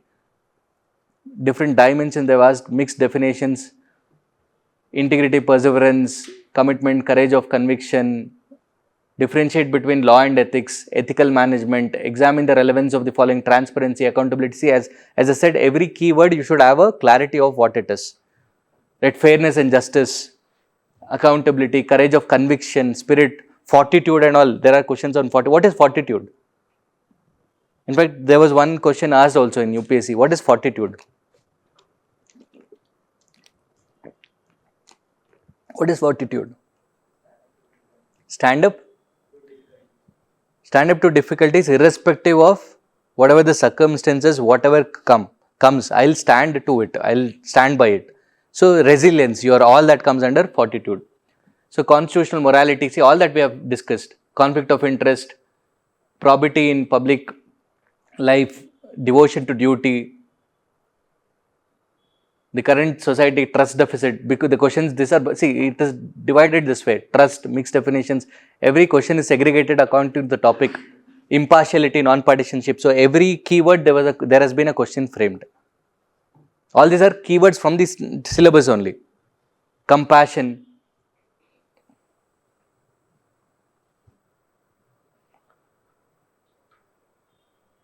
Okay, then quotations. Every work has got to pass through hundreds of difficulties before succeeding. Those that persevere will see the light sooner or later. Swami Vivekananda. Life doesn't make any sense without interdependence. We need each other, and sooner we learn that, it is better for us. What does the following quotation mean to you? Anger and intolerance are the enemies of correct understanding. Let us discuss this question.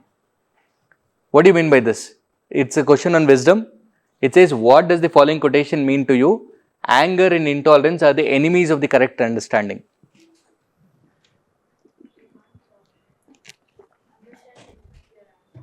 Huh? What happens when we are angry?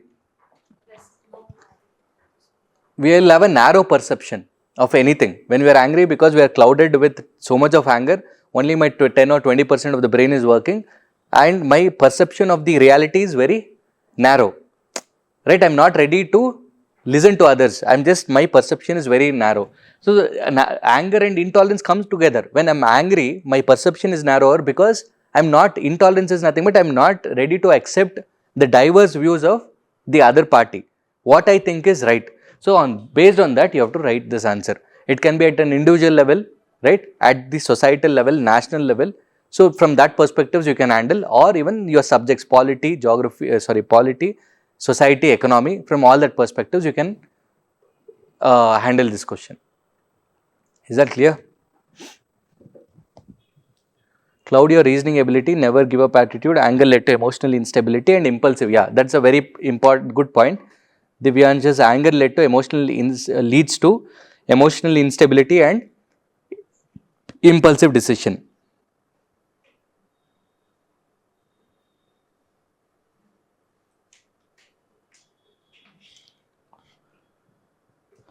Okay, any doubts till this 5 topics? Then we'll go to the last part, that is the toppers paper. Any doubts till now? Any doubts? Online students, any doubts till day 5?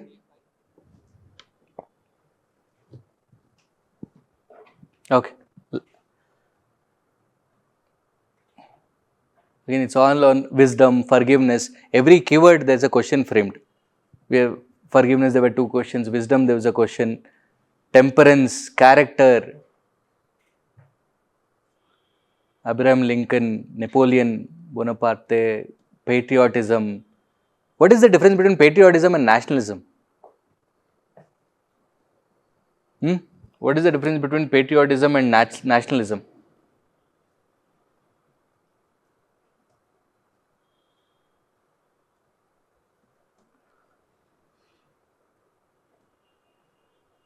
See, these are the keywords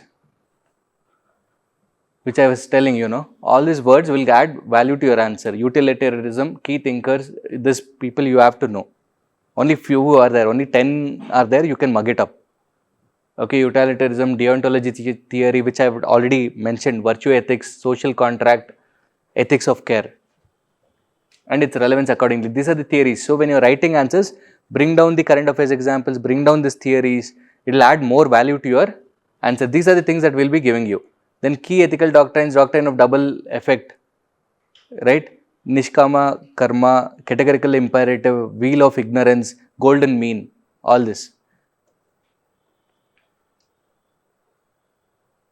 Key Indian thinkers, quotations, Mahatma Gandhi, Chanakya, Swami Vivekananda, Ambedkar, Immanuel Kant, Aristotle, Mahatma Gandhi, Socrates, Stuart Mill, all that. Then ethical keywords like cognitive dissonance, node or split, deontic construct, golden mean, ethical universalism, fortitude, temperance, categorical imperative, conflict of interest, meritocracy, rule of law, ethical stewardship, prudence, self.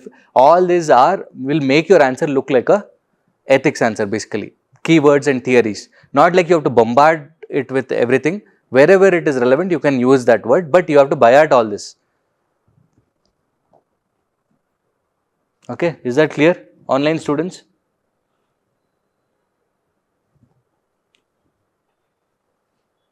Yeah, now the topic, before that, yeah, what is the difference between nationalism and patriotism? Yeah, come again? Patriotism is about individual view of nation.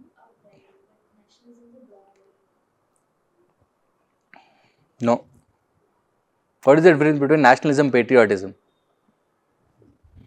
Online students, nationalism can be majoritarianism, but patriotism is more positive. Patriotism, service to nation, national conscience of belonging, angle, okay. Anybody else? Patriotism, feeling towards people, nationalism, government oriented and cultural. Fine, to an extent, all that is fine, but what is the major difference between both of them?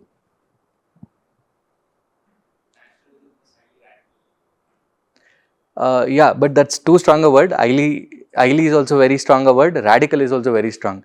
See, basically, nationalism only there is a little bit of negative tone because they think that only we are good or we are only patriotic. The rest of the people, like only Indians are good, Bangladeshis are not good, or Pakistani are not good. That is the meaning of nationalism. Pakistanis, if they say that okay, only we are what we think is right, right? The rest of the feelings or patriotism is not the right feeling. Then that means nationalism basically. So nationalism is you are more confined. It's more of like male chauvinism. We say no. Similarly, when you say patriotism, nationalism, it has a little bit of negative meaning, thinking that they love their country and they think that only their country is the right or the good country or the ethical country.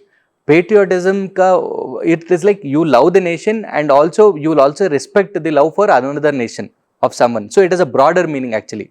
Though it is like when you say patriotism is more to individual feeling, nationalism is collective feeling of all. That is also fine, but major difference would be this negative when you look at it. Patriotism is more positive compared to nationalism. This is the difference. Okay? Yeah.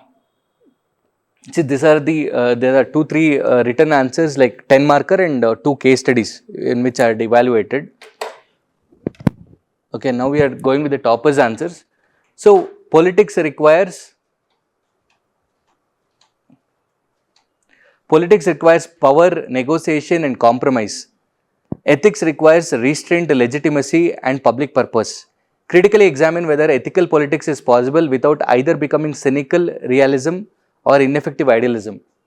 What did you understand from this question?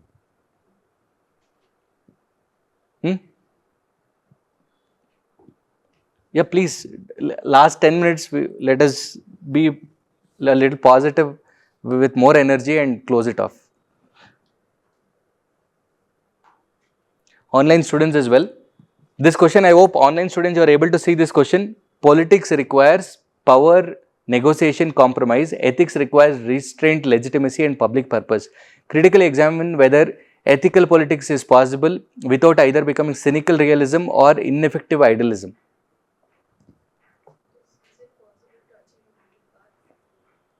So, what do you mean by cynical realism or ineffective idealism?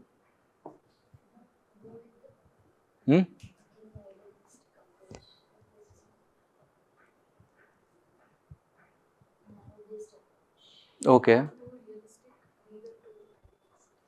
So, what should be the definition? How should we start the definition? This person had got 810 last year. So what I do is personally, this I do it informally. So that is the reason they send me answer copies of different institutions also. As a mentor, I play that role. So there is a separate rank improvement group where I mentor students every year, wherein they have got 400, 300, 200 rank, and they are aiming for top 10, top 20 like that. So these are the people, as I said, that is why their scores are 810, 820, 800. It's a very difficult score to achieve in the first place. But from there to 30, 40 is the most challenging task. See, when you come, I keep saying this again and again, when you guys come to me, it is easy for me to mentor because you are still fresh. There are a lot of mistakes that you do, all that. Okay, but when it's a person who's already got 810, getting that 810 to 830, 840 is a Herculean task actually, because you have to purposefully find the mistakes and you have to give that input. And as I said, for that you'll get 1 mark in each question, or say half a mark in each question. So that is how it goes. So this is even more difficult for me than you reading your questions. For me, your questions would be very, very easy to just read and say this is right, this is wrong. But these questions are very difficult. So how do I start this answer? Idealism, utopian, realism, power mongerism, all very technical, and making your guys are making it difficult. See, this fellow is written it so simple. Politics with principles is the foundation of Gandhian values for politics. Hence, both are closely interrelated to make ethical politics. So he is telling it in the first para itself that this is, it's a balance basically, the middle path as she was saying. So politics with power negotiation compromise, managing people. So he is writing the different dimensions or different characteristics of this particular keyword, politics with power negotiation compromise. It will help in managing people with different mindset, meeting demands of different stakeholders, because we are living in a country with competing interests, right? Coalition politics, competing interests, compromises of values, principles for power, Airam Gayaram. Okay, this is what he's trying to write. Then ethics is written, the second part of it. Politics requires power negotiation. So that this part he has explained. Second part is ethics requires what? Is restraint, legitimacy. Public is trying to explain restraint from desires to accumulate wealth. See, so nicely has put. Restraint from desires to accumulate. See, and again, another thing that I found in your answers is you write lengthy answers, lengthy words.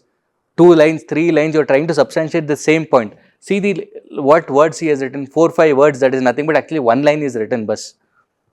So in simple words, smaller sentences, you have to convey that point.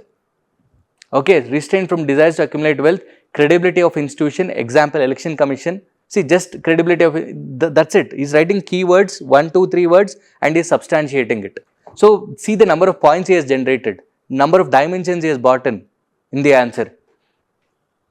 Right, serving people in every step, citizens charter. Increasing social harmony with culture and oneness. So that is why we need ethics, is what he's saying. Ethics characteristics, all that. Next is ethical politics is possible without either being cynical realism or ineffective idealism. So cynical realism is, what is this? Power is everything is cynical realism. Is that clear? Power is everything is cynical realism. Any means justifying the end. Right, Machiavellian principle. Any means justifying the end. Power is everything is what? The meaning of cynical realism. Ineffective idealism is pure morality. Like too much of idealism, that is also not good. So it requires a balance between both the things, power and morality. Extreme end of morality, extreme end of power. You need a balance, is what the entire question is.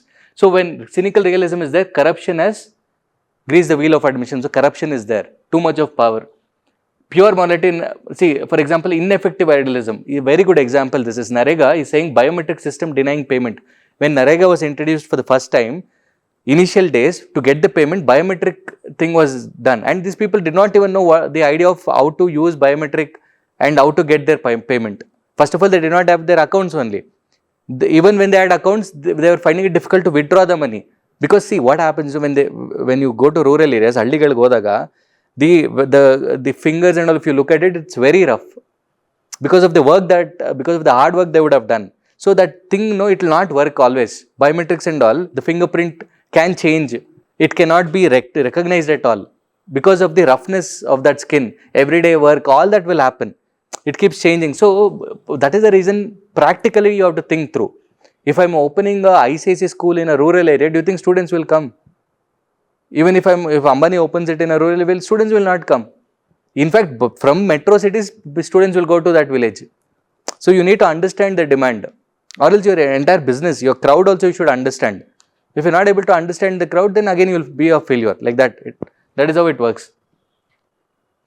Ethical politics. So this is what he says. Golden mean. See that keyword that I had written, I showed. No, see it is there here. Golden mean of Aristotle in politics: restrained but effective laws, data protection laws. See only keywords, little. I mean simple words, fewer sentences, lesser words in that sentence. That is what he has done. But it is very clearly understandable. Golden mean of Aristotle in politics: restrained but effective laws, data protection laws, transparency. See all these validations that I have given will add that 1 mark or half a mark extra. That is how it works out. Transparency in politics, the assets in timely manner, disclosure of assets, civil service conduct rules and election commission, right, this is already there.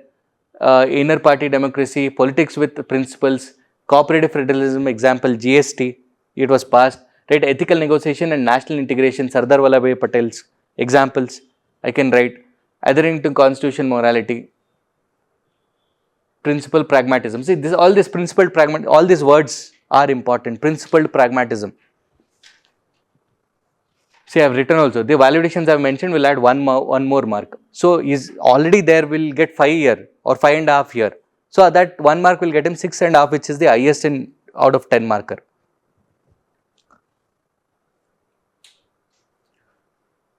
Political neutrality protects the integrity of civil services.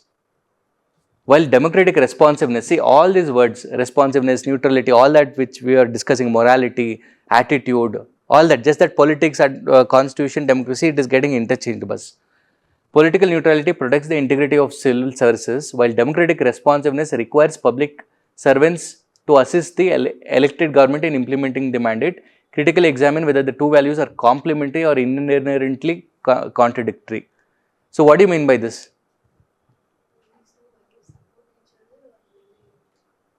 Okay. So, political neutrality protects the integrity of civil services. Democratic responsiveness requires. Okay, we'll read the question. It's answer itself. Political neutrality is not aligning to any ideology. Democratic responsiveness is mandate of public servant to assist government in implementing. This is what it says. Clearly, very simple.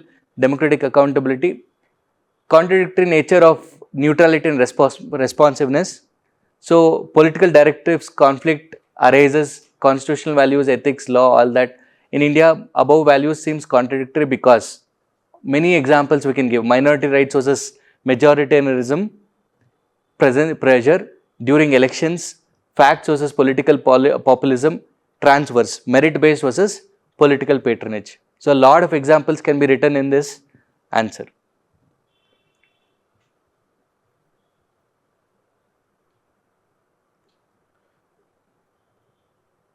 Shit. Bureaucratic neutrality, committed to lawful objectives of elected government, Weberian principle, all this can be bought in. T-N neutrality and during implementation of government schemes. Sardar Vallabhbhai Patel's steel frame. See the points that he has written. How does it complement? Weberian enhances work culture, decreases discrepancy in decisions, emotional intelligence and Nolan principles must guide civil servant for good governance. This is quote-based questions. Morality is the basis of things and truth is the substance of all morality. Mahatma Gandhi. Morality is the basis of things and truth is the substance of all morality. What is the meaning of this?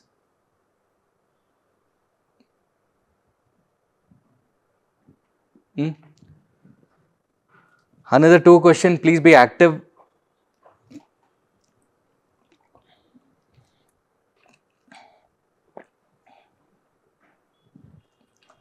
And in 5 minutes we will wind up.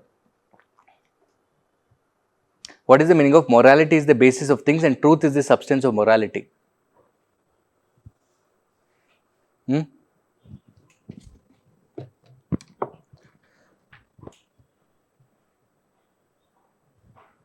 Ultimate goal of morality is stand by truth. Basically, truth is the soul of morality, basically. That is the simple thing that which I have also written. Basically, truth is the soul of morality. So, truth without morality, see all these comparisons, no, this will add more marks to that student. Like writing truth without morality leads to insensitivity. Morality without truth leads to just appearance, right? So, in the above quote, so he explains that morality on the basis of things, it guides in decision making, legitimacy of worldly things. See, it's just written that given examples. Morality decides social culture of society. It decides human behavior. Example. But sometimes negative morality drives things. Afghanistan women's suppression based on religious morality. Right? Then RTI Act empowers citizens by institutionalizing truth and transparency. These are the examples you can give. Satyendra Dubey, courage required to uphold truth in spite of risks involved. Truth is substance of morality. Truth generates morality. Buddha enlightenment. Truth enhances moral compass. Gandhiji's adherence to ahimsa. Truth acts as evaluator of morality. Truth and morality, different sides of the coin. Truth exercised with responsibility and compassion. During disasters, COVID times, communal tensions, government withholds unverified information temporarily to prevent panic. All this can be, this is a very good example while writing for this particular question, because truth without morality, morality requires truth. So, without any verifying details, no, this will lead to panic. So, the morality also requires truth. Without truth, that is that unverified reports. Okay. Again, this is also a very good quote. False words are not only evil in themselves, but they infect the soul with evil. Socrates. False words are not only evil in themselves, but they infect the soul with evil. What do you mean by that?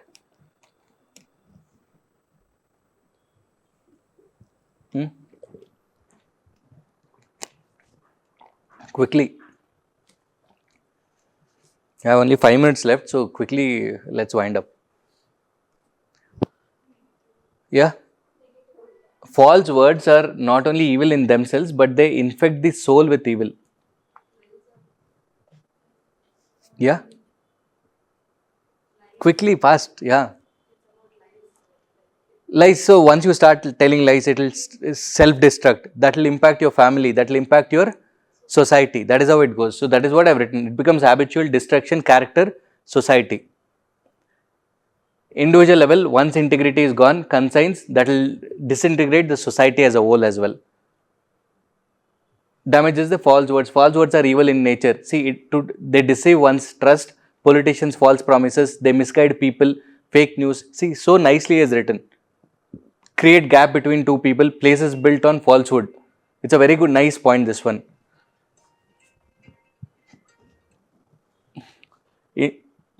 Injustice to society. False affidavits of politicians during the election time. By creating crisis of conscience, questioning purpose of life, corrupting moral compass, reduces one's own capabilities, diminishes the virtue of individual organization, that is corporate scandal, Satyam scam I have written. But one can overcome the infection of soul by adhering to, is given the solution also. When truth decreases, okay, all this is fine. Turning into a sage from Bharata Muni, Buddha, Angulimala, recently falsehood, all that. So, Mandala Upanishad, Satyameva Jayate, truth not only is not merely a virtue of speech, but foundation of character. So, all these are validations to the answer. See, case studies, when I am reading itself, I have underlined the most important ones. That's it. Don't have, like, I have seen students' entire case studies underlined. What is the meaning? It doesn't have any meaning at all if you're doing it, right? So, just underline what are the important stakeholders, what is the major issue. That's this 3-4 underlines are important enough for me to understand the case study and get to the answer. In case studies, how can you introduce a case study? Quickly, fast. There are certain thumb rules which I'll also share it in the group. Okay. So, what are the different ways I can introduce a case study? Through a quote I can introduce, then I will not introduce it through a contribution. That is the definition that we will use in GS2 paper. Through a quote I will introduce any current affairs, relevance, similar case studies I can introduce. Then the essence of case study, the crux of the case study I can write and introduce is a case of so and so. I can write that way. Then if it is technical words are used in the case study, I'll define it and I'll introduce. These are the 4 different ways on which I'll introduce a case study. Stakeholders, should we write the stakeholders or not? Stakeholders, I hope, yeah, recent examples is correct, Shivangi. Yeah, stakeholders, do we need to write the stakeholders or not? How many of you will say yes to writing stakeholders? Quickly. Why no? People who did not raise their hand, why no? Quickly, we have only 2-3 minutes, I have to wind up. I also have some commitments.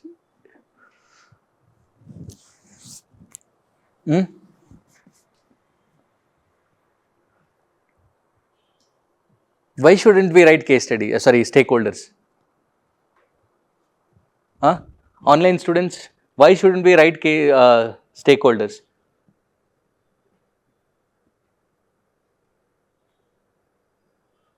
Anybody? Anyways, people who said stakeholders are not required, at least tell me, no, why stakeholders are not required in your answers? It is. It is already given. Very good. It is actually given. It will not add any value to your answer. But people make it an habit of writing stakeholders. Unless and until it is asked, it is not required. And UPSC will not ask. Why? It's already given in the case study. But you have to know who are the stakeholders when you are writing an answer, so that you will make sure that all the stakeholders are involved. So explicitly writing he is the stakeholder, she is the stakeholder, family is the stakeholder, it will not serve anything. It will not get you any marks. Instead of that, this part, what course of action would you adopt and justify your answer? Why are you taking this call? See, usually when you say what are the options, you will always have 3 options here. 2 extreme. I'll do, I'll not do. Third option is the middle path. Right, that is how it will always work. So this is very simple. But when you're taking, why am I taking this call? The difference, somebody who is getting, say, out of 20, somebody gets 12, somebody gets 8, somebody gets 6. It depends on the last part of it actually. Your justification, why am I taking this call? Is it because of some law or the Supreme Court verdict or the Constitution? Is it because of, what did I say? Some history point of view, mythology, then values ingrained in the freedom struggle, all that, or is it because of the philosophical codes, all that, or administrative angle? So these are the angles on which I'll take this call. So that is where we'll actually get, there you should spend more time. The other things are like very easy and straightforward, options available, this, all that. So you have to be innovative. Don't make it very, all case studies like I'll take extreme call, 2 calls, nobody will take. Even 10-year-old kid, if you ask, the kid will also say, I'll not take these 2 decisions. So don't make it very, try to come up with certain innovative things, all that. Say for example, shooting, I'll not shoot, I'll shoot in the leg probably, so that I'll have to contain that person, like because he is carrying a bomb with him. So probably I'll do that, whichever is lesser graver, probably that way, relatively better. So you have to throw a bomb, there's no other option. Instead of throwing on a place where, on a school, right, there was one case study actually on this, on UP, in UPSC itself. Instead of throwing a bomb on the school, I'll throw a bomb somewhere where people are not there at all, if at all I have to throw. So like that, I have to see. So these are the relative ways, so that will carry more marks actually. So you have to think through it that way. So most of the question says, what are they, and even if they are asking you, not asking you what are the ethical issues, it is your duty to write the ethical dilemmas, because every case study comes with a ethical dilemma. But stakeholders, as I said, it is not necessary. But ethical dilemma, ethical issues are important.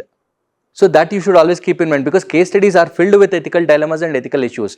That is why you are solving a case study, right? There are conflicting values. You should say, why are you taking this call? So this one, see here he says, the above case study hovers around right to education, because this is a case study of supplement family income, means child labor ka question, disguise child labor, supplement family income into debt, or else they'll run into debt. See, these keywords will tell me the story.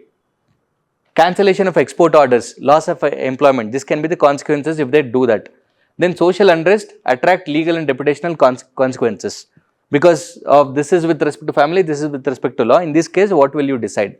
So he says the above case study hovers around right to education, Article 21A, and right to preserve the culture, or even the other articles, Article 24, that bonded labor, all that comes, no?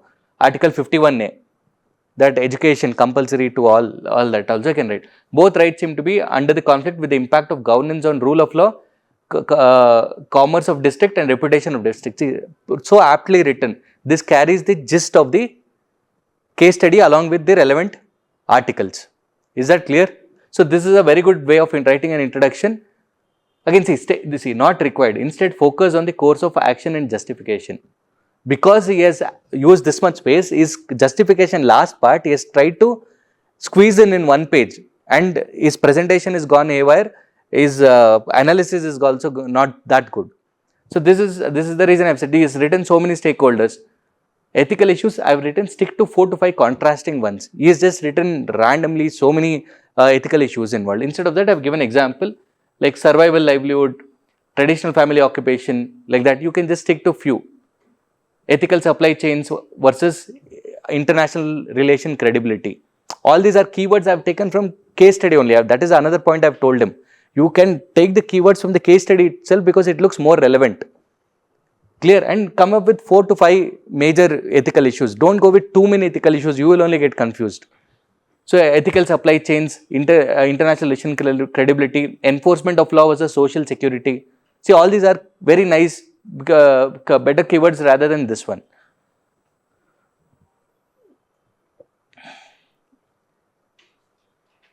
Yeah, today's children are future citizens of nation. Options available to me as a district manager: take strict action on child labor. So, because of that, what are the merits? As I said, no, 2 extreme calls: merits, demerits. Continue with the current system by denying the violation of rights. So, use the keywords mentioned in the, that's what I have written. So, what are the merits? What are the demerits? That is 2 extreme steps he has pointed. Third point is the middle path. Conduct a proper inquiry and take Madhyam Marg, upholding the administrative ethics and livelihood rights. See, this looks like an ethics proper answer, like livelihood rights, administrative ethics, all that. Merits, addressing needs of all stakeholders, good governance, socially acceptable, takes time, merits and demerits, course of action. See, this is what he has done. Since he has given a lot of space for stakeholders, this has become like this. The last part of the answer, which is the most important, could be organized better, is what I have written. So, if children are working as laborers, strict enforcement to stop child labor. This is very clear that child labor should not be entertained, whether the family is dependent on the child for the money, whether that leads to debt, all that is fine. But child labor is something that I will not agree, is what he is trying to say. Deontological ethics is nothing but you're duty bound, you're rule bound. That is what the theory talks about. Okay. And enrollment. So, what you can do is enroll them under RTI. That is what I have written. Children are not means end in themselves. Rehab, bridge schooling, all that. To meet labor shortage, establish skill centers or any employment schemes, Narega, continuous auditing so that child labor doesn't happen. All this is futuristic. This is basically short-term steps, long-term steps. That way it could have been distributed. See, long-term solutions is written. Task force I'll set up, I have written here as saying that women and child development, labor, education, panchayat, police, NGOs, I can involve all of them. Aristotle's, whatever is written. Then third-party audits, vocational training for children. Conclusion with Amartya Sen's capacity approach. This is what I have concluded. Then this is something that I have told him to look into. That is what the symbol basically means. Rugmark certification talks about, it's a, I think it's a connection between India and Nepal I think, or Bhutan, where they are creating that mats, and it is clearly said that only if their certification is there, that is without child labor, only then they will accept. So, this IR practices I have bought in. So, this is how a case study can be written. Is that clear? Online students, is that clear? This is the last case study. Again, I'll just run through very quickly. Okay. Public, the question is on public health, limited funds they have, demand exceeds available resources. 6-year-old child suffering from rare disease, so that is obviously expensive. Their family is exhausted, all the savings, but it has got media attention and public sympathy. So, even civil society is supporting them. Okay. So, the hundreds of other patients suffering from, see what is happening, one child is suffering from a very critical disease, and the entire crowd, media, everybody is supporting that fund should go to this particular child. But the DC, as I said, he has only limited resources. But for a DC, not only that child becomes important, there are hundreds of people who are ill. So the DC should distribute fund accordingly. That is the overall essence of the case study. Okay. Cautioning against disproportionate allocation to individuals. Local representatives also are supporting that single child because they want that publicity. So in this case, what will you do? So in this, he has introduced this way. Above case study is a classic case of utilitarianism in administration. Right? Can we choose one or many other vice versa? Ethics like rights, approach, deontological ethics and theological ethics have answers. Ethical issues, again, I've told him like too many things are there. Dilemma, individual life versus equitable distribution of scarce public resource. Instead of this, I've told him to mention it this way. Compassion versus equity, rule of law versus emotional pressure, utilitarianism versus right-based ethics, public trust. Clear? Media political pressure versus objectivity, evidence-based decision making. These are the keywords in which you should actually look into it. These are the ethical dilemmas. Okay. Then again, options available, very easy, merits and demerits, it is the same thing. Then finally, it is the last step. As a district medical officer, I would suggest option 3, recommending case to state government for future by giving temporary relief. So partial assistance I can do within the policy limits from district discretionary fund. So there is a fund called as DMF fund, District Mineral Fund, and MP LAT scheme. So I can still use that fund for this child immediately. Okay, and also I can put up the case in the state government. That is what good. Okay. Special nature case, exploring public funding and NGOs, crowdfunding, all that. Then this example I have written, Kerala's Karunya Benevolent Fund for the expensive disease can be used. Then Tata Memorial Hospital, all that, NGOs, crowdfunding. Justification is put, future of children is future of nation, public credibility and trust. Then create a SOP for such cases. Also futuristic, also short term and long term. So these are the things that case study should come. Finally, he says faith in the system is like oxygen to democracy, and state should maintain it. So when resources are scarce, transparency, consistent application, audit is required, is what I have written. So this is how case studies should be solved. Is that clear? Online students, I hope things are clear. Fine, any doubts? This ends the session. So any doubts? Okay, what were the takeaways of this session quickly so that we can all leave? For whatever effort that I have spent, at least 2 hours, 15 minutes, what were the takeaways? How to brainstorm on the topics, then keywords to be used, how to use PYQs or integrate PYQs in your preparation, understand the PYQs, how to enrich your answers, anything else? Yeah? Proper organization, anything else? Online students, approach towards a question, how to understand the demand of the question, interpret the question, that plays a very important role. Clear?